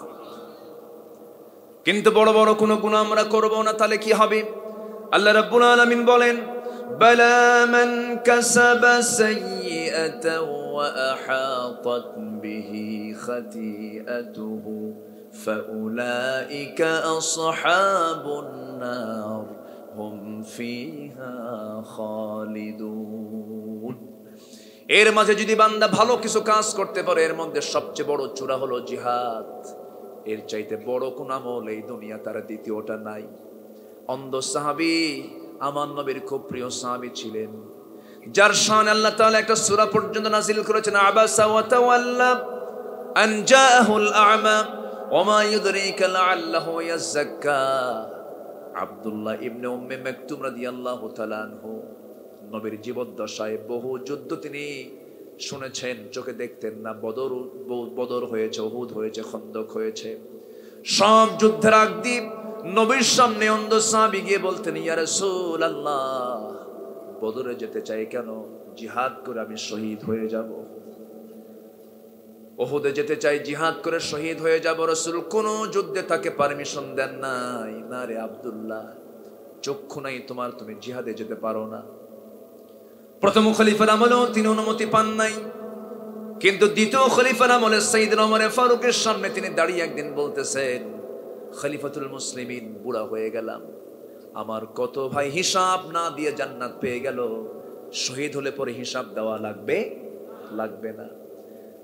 কত আমার বন্ধু বান্ধবরা, আমার কত প্রিয় ভাইরা বদরে বিদায় নিল, উহুদে বিদায় নিল, খন্দকে বিদায় নিল, সাদ বিন মুআজ দুনিয়া থেকে বিদায় নিয়েছে, সব বিনা হিসেবে জান্নাত চলে গেল। খলিফাতুল মুসলিম, আমার কি মন চায় না আমি বিনা হিসাবে জান্নাত পেতে চাই? সঙ্গে সঙ্গে সাইয়েদনা ওমর ফারুক বললেন, রাসূল আপনি কোনো অনুমতি দেন নাই, প্রথম খলিফা আপনি কোনো অনুমতি দেন নাই, আমি আপনাকে কেমন করে অনুমতি দেব? তিনি বলছেন, আমি কি জান্নাত যেতে চাই না? আমি কি বিনা হিসেবে জান্নাত পেতে পারি না? আমার কি সে অধিকারটা নাই? সাইয়েদনা ওমর ফারুক বলছেন, ভাই আব্দুল্লাহ, আপনার তো চোখ নাই, আপনার শত্রু না দেখে আপনি মোকাবেলা করবেন কেমনে? আমি জানি আপনি আমাকে কেমন প্রশ্ন করবেন। সঙ্গে সঙ্গে আব্দুল্লাহ ইবনে মাকতুম বলছেন, আমি জানি আপনি আমাকে কেমন প্রশ্ন করবেন, তার উত্তর আমি আজকে রেডি করে এনেছি। সুবহানাল্লাহ, আমি উত্তরটা রেডি করে এনেছি। কি উত্তর বলেন? আব্দুল্লাহ ইবনে উম্মে মাকতুম একদম একদম মার পেট থেকে অন্ধ। এই অন্ধ সাহাবী বলছেন, আমিরুল মুমিনিন, সবাই তো যুদ্ধের ময়দানে গিয়ে সম্মুখ যুদ্ধে অংশগ্রহণ করে না, কেউ যোদ্ধাদের খেদমতে ব্যস্ত থাকে, সেবায় ব্যস্ত থাকে, কেউ সীমানা পাহারা দেয়, কেউ তাবু পাহারা দেয়, কেউ নেতৃত্ব পাহারা দেয়, কেউ নেতাদের পাহারা দেয়, কেউ অস্ত্র যোগান দেয়, কেউ কালিমার ঝান্ডা পতাকাটা হাতে ধারণ করে থাকে। আমিরুল মুমিনিন, আমি অন্ধ হতে পারি, কিন্তু আমার গায়ে তো শক্তি আছে, অন্তত আমাকে অন্য কোনো দায়িত্ব না দিয়া আমাকে অন্তত কালিমার ঝান্ডা যেন আমার হাতে দেওয়া হয়, সবার সামনে আমি কালিমার ঝান্ডা হাতে নিয়ে দাঁড়িয়ে থাকবো। এই নিশানাকে লক্ষ্য করে মুসলিম মুজাহিদরা যুদ্ধ করবে, আমি নড়াচড়া করব না। কাফির মুশরিকরা আমাকে দেখে দেখবে আমি অন্ধ মানুষ, আমি এক পায়ে দাঁড়িয়ে থাকবো। ওই দিক থেকে বাতিল শক্তি আমাকে লক্ষ্য করে তীর মেরে দেবে, বক্ষ ভেদ করে পিঠ দিয়ে বের হয়ে যাবে, রক্ত ঝরে ঝরে পড়বে, আমি শাহাদত বরণ করে আল্লাহর জান্নাতে সরাসরি আমি বিনা হিসাবে চলে যাব। কাদিসিয়ার যুদ্ধের ডাক চলে এলো। সাইয়েদনা ওমর ফারুক তাকে অনুমতি দিয়ে দিলেন এবং তিনি বললেন, ভাই আব্দুল্লাহ, আমি তোমার চেহারার মধ্যে শহীদের গন্ধ পাচ্ছি। আল্লাহু আকবার। যুদ্ধে শাহাদত বরণ করলেন তিনি। তাদের মধ্যে কি চেতনা লালন করেছে, কি চেতনা তাদের মধ্যে কাজ করেছে আমার ভাইরা। দুনিয়ার কোনো মোহ তাদেরকে কাজ করে নাই। তারাবেলাস নগরী, খলিফা ওসমানের শাসনামল, তারাবেলাস নগরী, সেই নগরীর রাজা হলো রাজা জার্জিস। রাজা জার্জিস আব্দুল্লাহ বিন সাদকে খলিফা ওসমান পাঠায় দিলেন তাদের মোকাবেলায়। রাজা জার্জিস 1,30,000 সৈন্য নিয়ে যখন রওনা দিয়েছে, এমন সময় আব্দুল্লাহ বিন সাদ শুনতে পারলেন কথাগুলো। বিশাল বড় অস্ত্র, বিশাল বড় সৈন্য সংখ্যা নিয়ে আসছে। এইদিকে রাজা জার্জিস ঘোষণা করেছে, মুসলমানদের লিডার আব্দুল্লাহ বিন সাদের মস্তক যে কেটে আনতে পারবে, যে সৈনিক, সেই সৈনিকের সঙ্গে আমার সুন্দরী মেয়ের সঙ্গে আমি তাকে বিয়ে দেব। এমন ধরনের অফার যখন দিয়ে ফেললো, এইদিকে আব্দুল্লাহ বিন সাদ যখন শুনতে পেলেন এমন অফার দিয়ে ফেলেছে, আব্দুল্লাহ বিন সাদ বলছেন, মুসলিম ও সৈনিক কে আছো, যে রাজা জার্জিসের মস্তক কেটে আমার সামনে হাজির করবে, ওই রাজা জার্জিসের মেয়ের সঙ্গে আমি ওই সৈনিকের বিয়ে দেব এবং তাকে উপযুক্ত দিরহাম স্বর্ণ মুদ্রা আমি তাকে গিফট করব। এমন জাতীয় অফার দুই দিক থেকেই যখন দেওয়া হলো, যুদ্ধ শুরু হয়ে গেছে। যুদ্ধের এক পর্যায়ে একজন সেনাপতি, একজন সৈনিক, সামান্য সৈনিক জুবাইর নামে একজন আল্লাহর মুজাহিদ, আল্লাহর দ্বীনের মুজাহিদ, রাজা জার্জিসের মস্তকটা কেটে ফেলে দিয়া সেই মস্তক এনে আব্দুল্লাহ বিন সাদের চোখের সামনে যখন ফেলে দিয়েছে, কিন্তু কে ফেলে দিয়েছে? জুবাইর এটাকে আড়াল করলেন। জুবাইর সামনে ফেলে দিয়েছেন, কিন্তু আব্দুল্লাহ বিন সাদ এটা লক্ষ্য করেন নাই। মুসলমানদের বিজয় হয়ে গেল। রাজা জার্জিস দুনিয়া থেকে বিদায় নিল। রাজার কন্যা দুহিতাকে ধরে এনে আব্দুল্লাহ বিন সাদের সামনে দাঁড় করানো হলো। এমন সময় আব্দুল্লাহ বিন সাদ বলছেন, কে রাজা জার্জিসকে মেরেছ বলো? কেউ আসে না, কেউ আসে না। এত বড় লোভনীয় অফার, আমি থেকে স্বর্ণমুদ্রা উপহার দেব, এই রাজা জার্জিসের দহিতা কন্যার সঙ্গে তার বিয়ে দেব, এমন অফার, এই প্রত্যাখ্যান কে করছে? আমার সামনে চলে আসো। আসে না, আসে না। শেষ পর্যায়ে ওই রাজা জার্জিসের কন্যাই বলে ফেলতেছে, আব্দুল্লাহ বিন সাদ আমার চোখের সামনে সে দাঁড়ায় আছে কিন্তু পরিচয় দিচ্ছে না। এই যে যুবক, তার নাম জুবায়ের। জুবায়েরকে বলা হলো, জুবায়ের তোমার এত বড় অফার, স্বর্ণমুদ্রাও পাবে, সুন্দরী নারীর সঙ্গে তোমার বিয়ে হবে, তুমি কেন আমার সামনে প্রকাশ করছো না? সঙ্গে সঙ্গে জুবায়ের বলছেন, আমাদের লিডারের সেনাপতি, আল্লাহর কসম করে বলি, যুদ্ধে অংশগ্রহণ করি আমরা আল্লাহর দ্বীনকে কায়েম করার জন্য, জান্নাত পাওয়ার জন্য, নারীকে পাওয়ার জন্য নয়, আর স্বর্ণমুদ্রা হরণ করার জন্য নয়।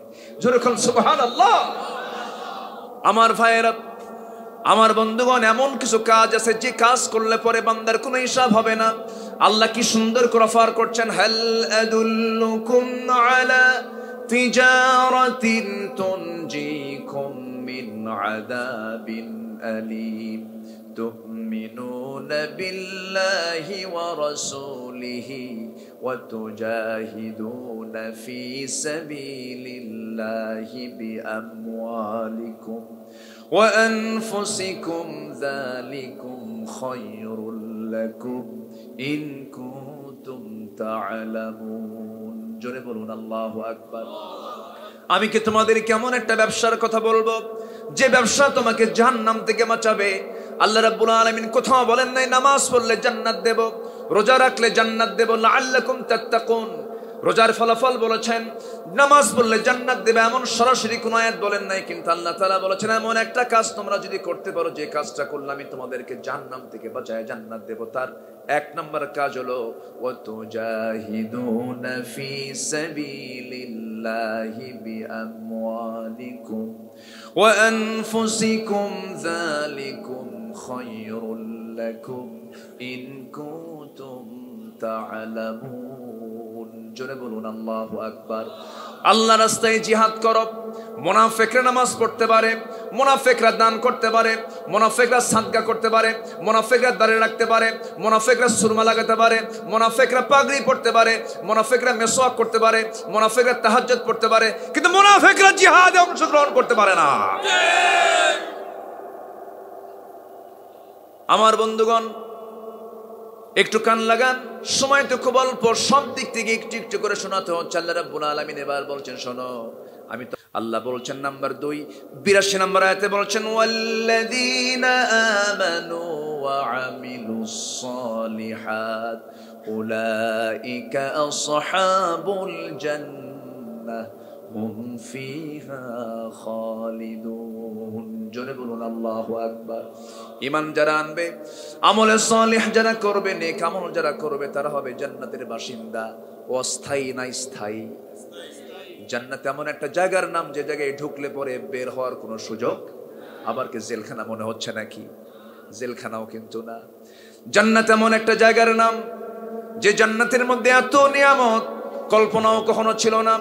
চোখ কোনোদিন দেখে নাই, কান কোনোদিন শোনে নাই, অন্তর কখনো এমন কল্পনা করে না, এমন অকল্পনীয়, এমন সুন্দর জান্নাত আল্লাহ তাআলা আমার আপনার জন্য রেখে দিয়েছেন। জান্নাতের একটা কোরা রাখার জায়গার দাম খায়রুদ দুনিয়া ওয়া মা ফিহা। দুনিয়া এবং দুনিয়ার মাঝে যা কিছু আছে তার চাইতে বেশি দামি হলো জান্নাতের ভিতরে একটা কোরা রাখার জায়গা। জোরে বলুন সুবহানাল্লাহ। এমন জান্নাত কে রেখেছেন? আল্লাহ। চোরের জন্য, ডাকাতের জন্য, মদরুর জন্য, তারপর খুনির জন্য, জেনাকারের জন্য, ইমানদারের জন্য। কিসের জন্য? ইমানদার কখনো বান্দার হক নষ্ট করতে পারে না। ইমানদার কখনো আল্লাহর হক নষ্ট করতে পারে না। ইমানদার কখনো মানব বিরুদ্ধ, সমাজের কল্যাণের বিপরীত কোনো কাজ করতে পারে না। শেষ করে দিই নাকি? 12টা বাজে যে, তাও বাজুক।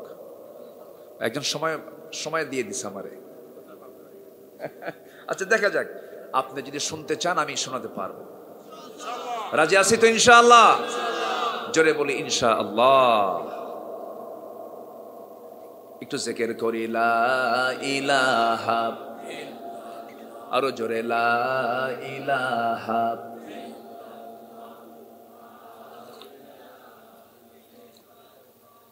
আরো জোরে লা ইলাহা, আরো জোরে লা ইলাহা, সুবহানাল্লাহ ওয়ালহামদুলিল্লাহ লা ইলাহা আর জোরে লা ইলাহা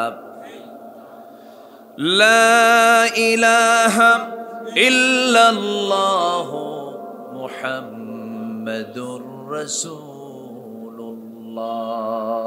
সাল্লাল্লাহু আলাইহি ওয়াসাল্লাম। এক সাহাবী নবীর সামনে দাঁড়িয়ে আছেন। রাসূল বললেন, সাহাবী দাঁড়ায়, তুমি কি চিন্তা করো হুজুর?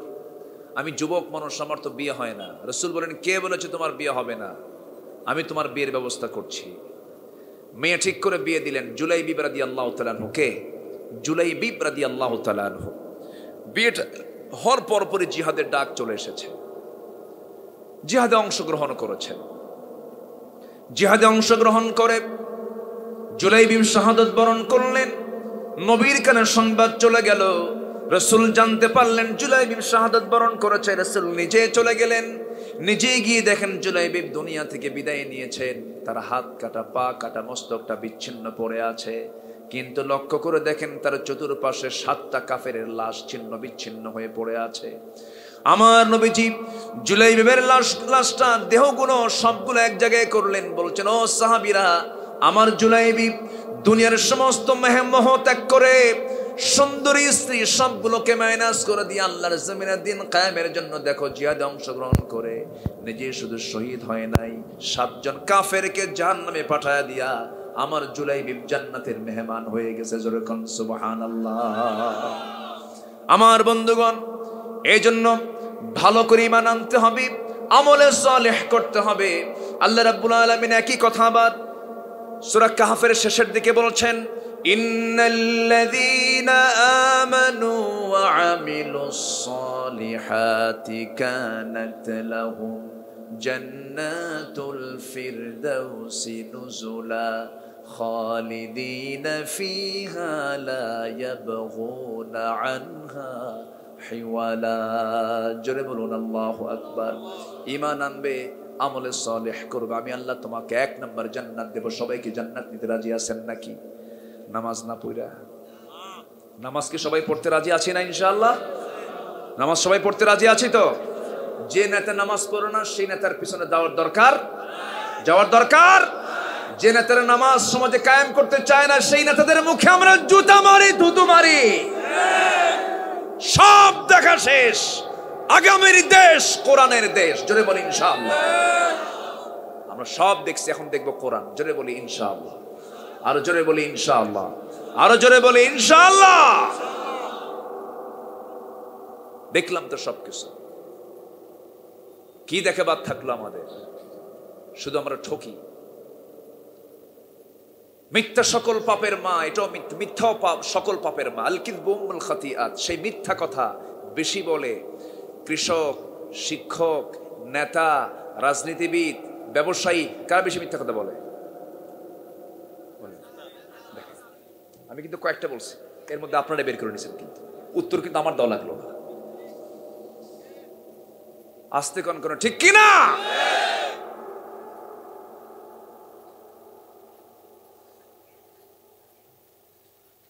এত সুন্দর মানুষ আপনারা, বলি আলহামদুলিল্লাহ। জোরে বলি আলহামদুলিল্লাহ। চকরিয়া একটি ইসলামী জনপদ, বলি আলহামদুলিল্লাহ। আলেমদেরকে জীবন দিয়ে ভালোবেসেছে এমন রেকর্ড চকরিয়ার আছে না নাই?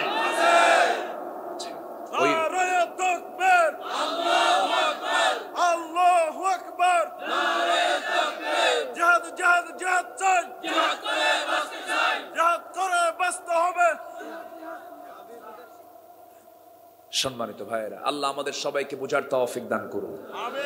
জোরে বলি আমিন।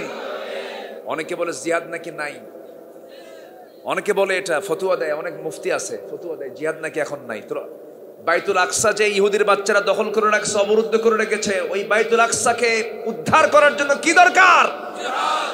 নাই বলে বদমাইশ। এগুলো বদমাইশ। এসি রুমের ভিতরে বসে বসে শুধু ফতুয়াবাজি করে, আছে না নয়? এরা ফতুয়া সন্ত্রাস। এরা কি সন্ত্রাস? ফতুয়া সন্ত্রাস, বদমাইশ এগুলো। সম্মানিত ভাইয়েরা, আমরা হালাল কিছু খাবো। জোরে বলি ইনশাআল্লাহ। সেদিন আমার একজন প্রশ্ন করছে যে হুজুর, মানে বদমাইশ টাইপের, আচ্ছা, আল্লাহর নাম না নিয়ে জব করলে যদি কোনো প্রাণী যদি হালাল না হয়, মাছও তো একটা জীবিত প্রাণী, একটু মরে গেলে এতে খাওয়া জায়েজ হয় কেন? দেখছেন বদমাইশের প্রশ্ন, দেখেন আমাকে বলতেছে হুররিমাত আলাইকুম কি বলে, হুররিমাত আলাইকুমুল মাইতাতা ওয়াদ-দামা ওয়া লাহমাল খিনজির, আছে না একটা আয়াত আছে না? তো আল্লাহ তাআলা মৃত প্রাণীকে হারাম করেছেন, মাইতাতা, তো মাছও তো মরে, এটা জায়েজ হয় কেমনে? দেখেন বেকুবের প্রশ্ন দেখছেন আপনি। এরা এরকম প্রশ্ন করে যে আল্লাহ তাআলা জান্নাত দিবেন, সে জান্নাতে নাকি পায়খানা নাই, ল্যাট্রিন নাই, তাহলে সেখানে পেশাব পায়খানা মানুষ বাঁচবে কেমনে? ওরা কিন্তু মানে অদ্ভুত এবং অযৌক্তিক কিছু কিছু প্রশ্ন খাড়া করে। আচ্ছা, জান্নাতের মধ্যে যদি পেশাব পায়খানার ঘুমই থাকে তাহলে জান্নাত পাইলেন কেন? জান্নাতের মধ্যে কোনো টয়লেট থাকবে না, জান্নাতের মধ্যে কোনো পেশাব পায়খানা থাকবে না, কোনো ঘুম থাকবে না। সুবহানাল্লাহ বলেন। আমরা যখন মার পেটে 10 মাস ছিলাম, ওখানে ল্যাট্রিন কয়টা ছিল? আসতে কয়, কোনো কি পায়খানা ছিল ওখানে? কোনো পেশাবের জায়গা ছিল? তাহলে মার পেটের ভিতরে যদি আল্লাহ তাআলা আমাকে পেশাব পায়খানা ছাড়া যদি 10 মাস মার পেটে যদি আমাকে সুস্থ রাখতে পারেন, সে আল্লাহ কি জান্নাতের মধ্যে রাখতে পারেন না? তাহলে সামনে তো উত্তর আছে, সামনে উত্তর থাকলো না। বেকুব বোঝে না তো। আমার এরকম প্রশ্ন করছে, আমি বললাম শোনো, আল্লাহ তাআলা যেটা হালাল করেছেন আর যেটা হারাম করেছেন, এখানে সায়েন্টিফিক কিছু উত্তরও আছে, বৈজ্ঞানিক কিছু উত্তরও আছে। স্থলভাগের যত প্রাণী আছে, সমস্ত প্রাণীগুলো যখন সে শ্বাস গ্রহণ করে অক্সিজেন নেয় আর ছেড়ে দেয় কি? যারা পড়াশোনা করেছেন, কি ছেড়ে দেয়? কার্বন ডাই অক্সাইড ছেড়ে দেয়। তো মানুষ যখন স্থলভাগের কোনো প্রাণী খেতে যাবে, সায়েন্স বলতেছে যদি এটাকে জব করা হয়, তাহলে জবের মধ্য দিয়ে, রক্তের মধ্য দিয়ে কার্বন ডাই অক্সাইডের মতো যেটা বিষাক্ত অংশ রক্তপাত হওয়ার সঙ্গে সঙ্গে সে বের হয়ে যায়, দূষিত অংশগুলো বের হয়ে যায়। আর যদি মরে যায়, রক্তগুলো জমাট বাঁধে দেহের ভিতরে, মারাত্মক জটিল রোগে আক্রান্ত হয়ে যাবে। এটা সায়েন্স বলছে। আল্লাহ তাআলা বলছেন হুররিমাত আলাইকুমুল মাইতাতা, হারাম করা হয়েছে মৃত প্রাণীকে। এটা অধিকাংশ তাফসীরে এসেছে, এটা হচ্ছে স্থলভাগের প্রাণীকে বোঝানো হয়েছে। কিন্তু জলজ প্রাণী, জলভাগের যে প্রাণী, এই প্রাণীগুলো এরা পানি থেকে অক্সিজেন গ্রহণ করে, কিন্তু কার্বন ডাই অক্সাইড ছাড়ার কোনো সুযোগ নাই। এরা যদি মারাও যায়, এদের দেহ থেকে বান্দার জন্য ক্ষতিকর কোনো কারণ হবে এমন কোনো অংশ তার দেহে থাকে না, এই জন্য খাওয়া জায়েজ। বলি আলহামদুলিল্লাহ, জোরে বলি আলহামদুলিল্লাহ। বেকুবদের প্রশ্ন তো সারা জীবনে থাকবে, বেকুবরা প্রশ্ন করেই যাবে, কিন্তু ইসলাম কোনো যুক্তি দিয়ে চলবে না। ইসলাম চলবে হলো দলিল দিয়া। ইসলাম কার? আসতে বলে ইসলাম কার? আল্লাহ তাআলা তালাক শব্দ দিয়েছেন কোরআন শরীফে। তালাক আছে না নাই? আছে। বিয়ের কথাও আছে, তালাকের কথাও আছে। তালাক প্রাপ্ত কোনো নারী যদি অন্য কোনো স্বামী গ্রহণ করতে চায়, তাকে অপেক্ষা করতে হয় কয় মাস? ওয়াল মুতাল্লাকাতু ইয়াতারাব্বাসনা বিআনফুসিহিন্না সালাসাতা কুরু, 3 মাস কয়েকদিন, সামথিং 3 মাস 10 দিন তাকে অপেক্ষা করতে হয়। কেন? বিধানটা কার? আসতে বলবেন বিধানটা কার?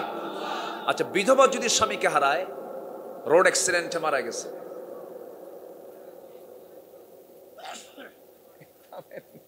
শোনা যায়,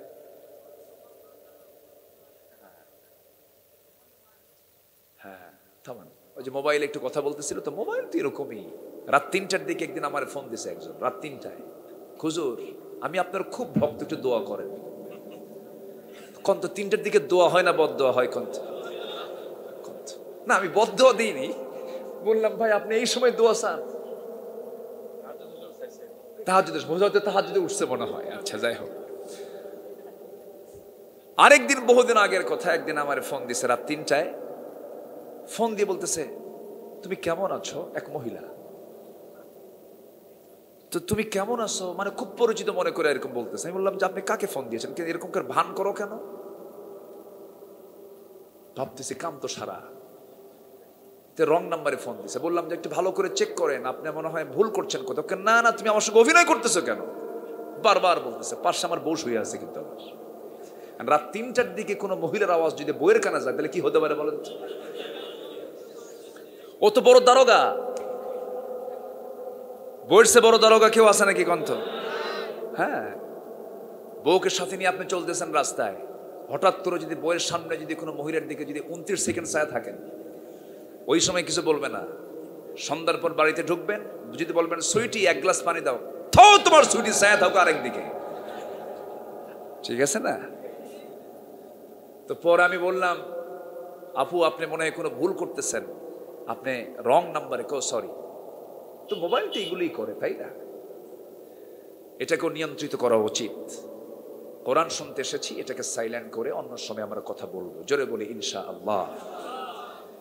তো তালাকপ্রাপ্ত নারীর জন্য 3 মাস 10 দিন।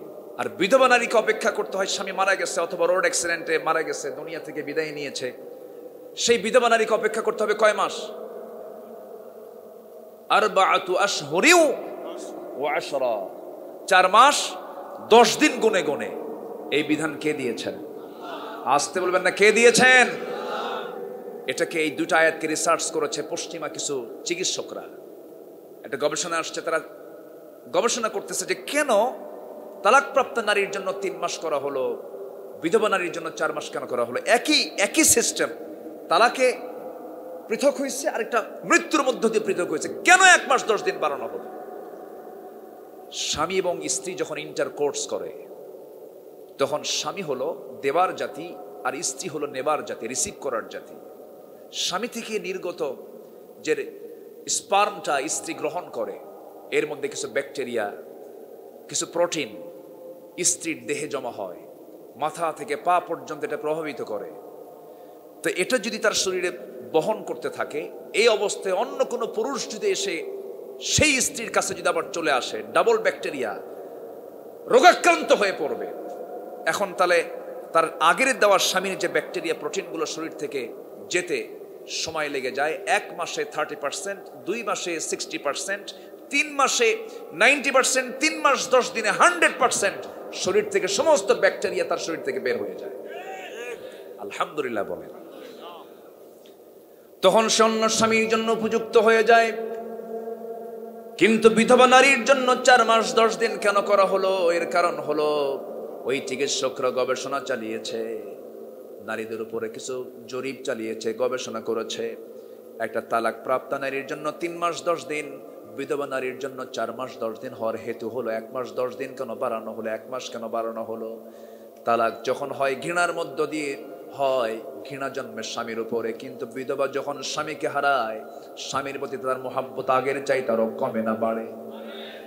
স্বামীর প্রতি মোহাব্বত বেশি বাড়ার কারণে স্বামীর রেখে যাওয়া সেই ব্যাকটেরিয়া প্রোটিনগুলো সে লালন করতে থাকে। হারে আমার স্বামী আমাকে কত মোহাব্বত করতো, আদর করতো, আমাকে মোহাব্বত করতো, আমাকে খুব কাছে টানতো।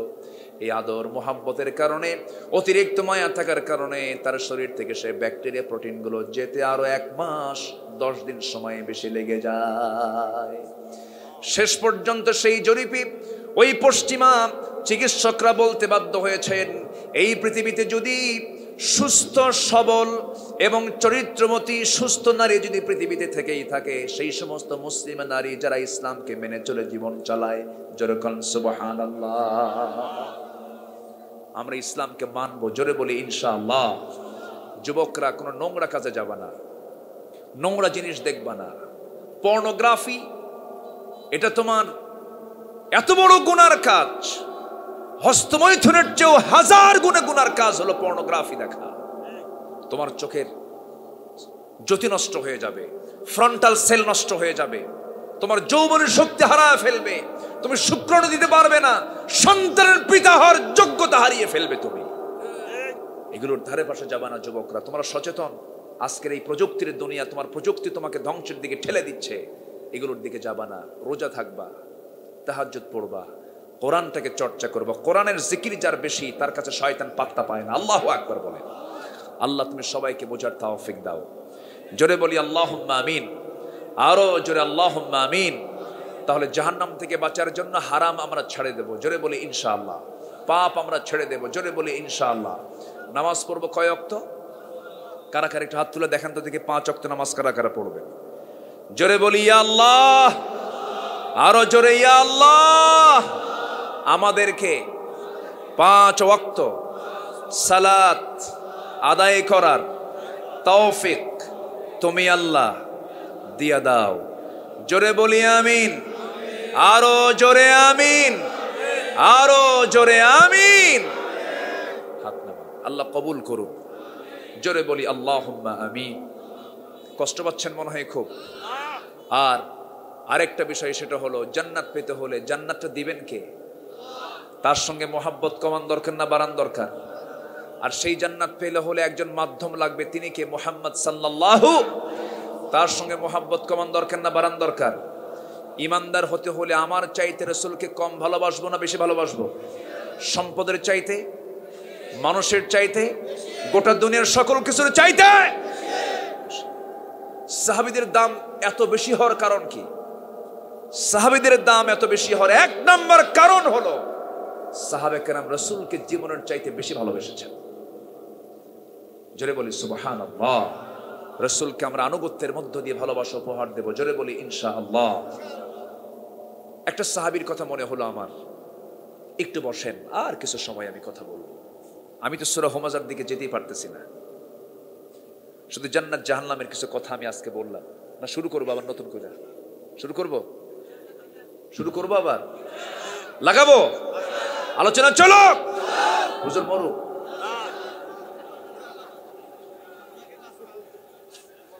বলি আলহামদুলিল্লাহ। সম্মানিত ভাইয়েরা, এক সাহাবীর কথা মনে হলো আমার। তিনি হচ্ছেন সাইয়্যিদনা জাবির রাদিয়াল্লাহু তাআলা আনহু। কি নাম সাহাবীর নাম? জাবির রাদিয়াল্লাহু তাআলা আনহু।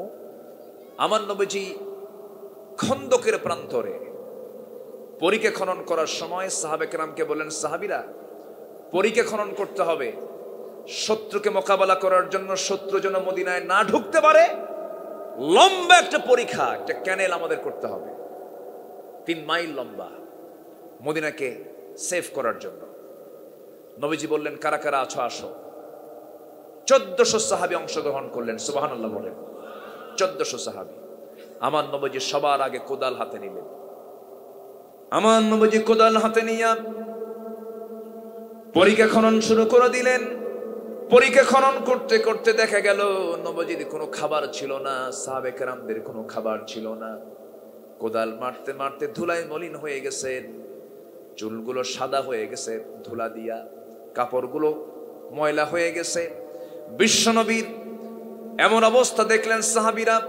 4 দিন 5 দিন ধরে আমার নবীজি খাবার খেতে পারেন নাই। খাবার নাই, খাবেন কেমনে? সব খাবারগুলো ফুরে গেছে। যুদ্ধ করেছেন আমার নবীজি 10 বছরে 86টা যুদ্ধ পরিচালনা করেছেন, 27টি যুদ্ধের নেতৃত্ব দিয়েছেন। খন্দকের পরিখা খনন করার সময় রাসূল নিজে কোদাল ধরেছেন হাতে। কোদাল মারতে মারতে খনন করতে করতে শেষ পর্যন্ত দেখা গেল আমার নবীজির কোমর পর্যন্ত কুঁজো হয়ে গেল। নবীজির বাকি জীবন খন্দকের পর থেকে নিয়ে মৃত্যুর দিন পর্যন্ত আমার নবীজি কোমর সোজা করে কখনো দাঁড়াতে পারেন নাই। উহুদে দাঁত ভেঙেছেন আর খন্দকে কোমর হারিয়েছেন। ওই যে 4 দিন তিনি না কি অতিরিক্ত কষ্ট করেছেন, অতিরিক্ত পরিশ্রম করেছেন, কোদাল মেরেছেন। কোমর যখন কুজা হয়ে গেছে, খাবার নাই 4 দিন 4 রাত। নবীজির 2 জায়গায় খাবারের কষ্ট সবচেয়ে বেশি হয়েছিল, তার মধ্যে খন্দকের জায়গায়, খন্দকের পরিখা খননের সময়। নবীজি ক্ষুধার যন্ত্রণা সহ্য করতে না পেরে কোমরে পেটে তিনি পাথর বেঁধেছেন। কাপড়ের নিচে সেই পাথরটা ছিল, কেউ দেখতে পায় নাই। কিন্তু একজন সাহাবী এটা দেখতে পেলেন। রাসূলের কাছাকাছি এসে কেঁদে কেঁদে রাসূলকে কানে কানে শোনায় দিয়ে বলছেন, হুজুর কেউ না দেখলে আমি তো আপনাকে চিনি, আপনি তেমন নন। আপনি কোমরে পাথর বেঁধেছেন, আপনার পেটে পাথর বেঁধেছেন, আপনার খুব কষ্ট হচ্ছে। আমার নবীজির মুস্কি হাসি বের হলো। ওরে জাবির আমার কোন সাহাবী দেখতে পেল না, তুমি আমাকে কেমন করে অনুধাবন করতে পারলে, কেমন করে বুঝলো? হুজুর আমি আপনাকে কাছ থেকে জানি, আমি আপনাকে খুব মহব্বত করি, খুব ভালোবাসি, আপনি চিন্তা করবেন না, বাড়ি যাচ্ছি খাবারের ব্যবস্থা করতে, আমি দ্রুত চলে আসব। বাড়িতে চলে গেলেন, হাউমা করে স্ত্রীর সামনে কেঁদে গিয়ে বলছেন, কেঁদে কেঁদে বলছেন, স্ত্রী নিজের চোখে দেখে আসলাম রাসূল পেটে পাথর বেঁধেছেন ক্ষুধার যন্ত্রণায়, ছোট্ট একটা সাগি আছে, এই সাগিটা জবহ করব, জবহ করে তোমাকে দিয়ে যাব, 5-6 কেজি ওজনের সাগিটা সুন্দর করে তুমি জবহ করবা। এই ছাগলটা জবহ করে রান্না বান্না করে সুন্দর করে প্রস্তুত করে রাখবা। আমি চললাম নবীর কাছে, নবীর কাছে এসে আস্তে করে কানে কানে বলছে, হুজুর ব্যবস্থা হয়ে গেছে। কি ব্যবস্থা হুজুর? ছোট্ট একটা 6 কেজি ওজনের ছাগল ছিল, সেই ছাগলটা জবহ করেছি, সুন্দর করে রান্না বান্না মনে হয়ে গেছে, আপনাকে এবং কয়েকজনকে সাথে করে নিয়ে আপনি চলে আসেন, আপনার খাবারের বন্দোবস্ত হয়ে গেছে। কানে কানে যখন বলতেছেন, আমার নবীজি মুস্কি হাসি মেরে বলছে, জাবের রাগ করো না, দেখো আমি কি করি। সামনে দাঁড়ায় গেলেন, দাঁড়ায় গিয়ে সমস্ত সাহাবায়ে কেরামকে লক্ষ্য করে বলছেন, সাহাবীরা, ও সাহাবীরা, আমার জাবের আমাদেরকে দাওয়াত দিয়ে গেছে, তোমাদের সকলকে জাবেরের বাড়িতে দাওয়াত। যেরকম সুবহানাল্লাহ। ছাগল কয় কেজি আর সাহাবী কয়জন? 1400। সবাইকে দাওয়াত দিয়েছেন রাসূল। জাবিরের চিন্তা পড়ে, জাবির গভীর চিন্তায় পড়ে গেলেন, ইয়া রাসূলুল্লাহ, বললাম কানে কানে, আপনি বলে দিলেন মাইকে, আমি কেমন করে কি করব? রাসূল বললেন, জাবের চিন্তা কেন করো, জাবের বান্দা যার রিজিকের দায়িত্ব তার, যাও। সাইয়েদনা জাবের চলে গেলেন, বউকে বললেন, বউ আমার বিপদে পড়ে গেলাম মনে হয়, কেন কি হয়েছে? ছাগল তো ছোট। সব সাহাবীরে দাওয়াত দিয়ে ফেলছেন রাসূল, আপনি কানে কানে বলেন নাকি? বলছি কিন্তু কাম হয়নি। রাসূল সবাইকে একদম হাটে হাড়ি ভেঙে দিয়েছেন, সবাইকে বলে দিয়েছেন এখন কি করা যায়। এবার বউটাও বলতেছে, স্বামী আমার চিন্তা করেন কেন, বান্দা যা রিজিকের দায়িত্ব তার। আলহামদুলিল্লাহ বলবেন না? নবীর কথার সঙ্গে সাহাবীর বইয়ের কথার মিল পড়ে গেছে। এই আকীদা, এই বিশ্বাস, এই তাওয়াক্কুল যদি পরিপূর্ণ সমস্ত বান্দার মধ্যে থাকতো, আল্লাহ প্রত্যেক বান্দাকে পাখির মতো রিজিক দিয়ে দিতেন। জোরে কোন সুবহানাল্লাহ। আমার ভাইয়েরা, যার বাড়িতে ভালো বউ আছে সে বড় ভাগ্যবান, সে বড় ভাগ্যবান, সে বড় ভাগ্যবান।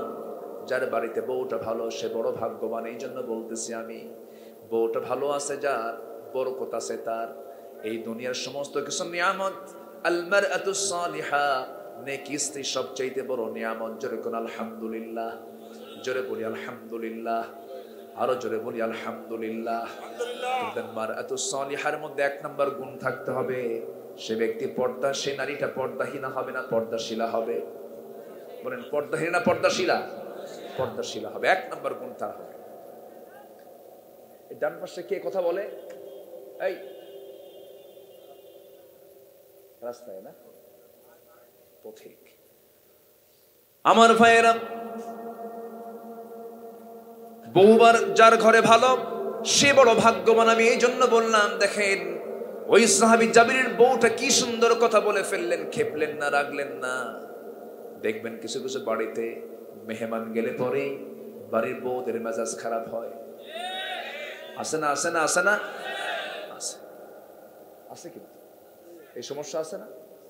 যার বাড়িতে মেহমান যায় সে বড় ভাগ্যবান। মেহমান যার বাড়িতে বেশি ঘন ঘন থাকবে সেই বাড়ির রিজিক কখনো ফুরবে না। বলি আলহামদুলিল্লাহ। এক সাহাবী 3 মাস যাবত বাজার করেন না। কয় মাস? 3 মাস। স্ত্রী একদিন বললেন, স্বামী আমার বাজার নাই 3 মাস যাবত, ভালো কিছু খাই না, একটু মেহেরবানি করে আমি আপনাকে আজকে কিছু কয়েন দিচ্ছি, আপনার কাছ থেকে কিছু কয়েন জমা জমা করে অনেকগুলো কয়েন হয়ে গেছে, এই কয়েনগুলো নিয়ে যান, পয়সাগুলো নিয়ে একটু ভালো বাজার করে আনেন। বাজার করতে গেছেন, ব্যাগ হাতে নিয়েছেন, জোহরের আজান হয়ে গেছে, নবীজি নামাজ পড়াবেন। বাজার আগে না নামাজ আগে? নামাজটা আগে। আচ্ছা, এরপরে নামাজে দাঁড়ালেন, নামাজ পড়া হলো, বয়ান শুরু হয়ে গেছে নবীজির।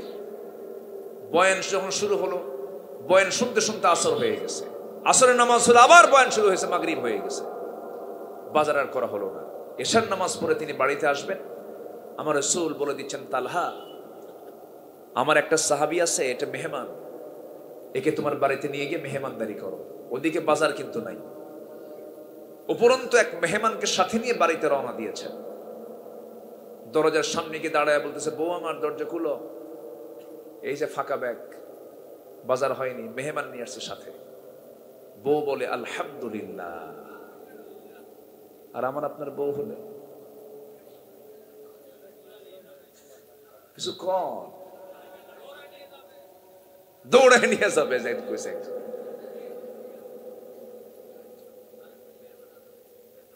বাজার নাই 3 মাস, ভাক্কা শুরু করছো না? হ্যাঁ। কিন্তু বউ কি বললেন?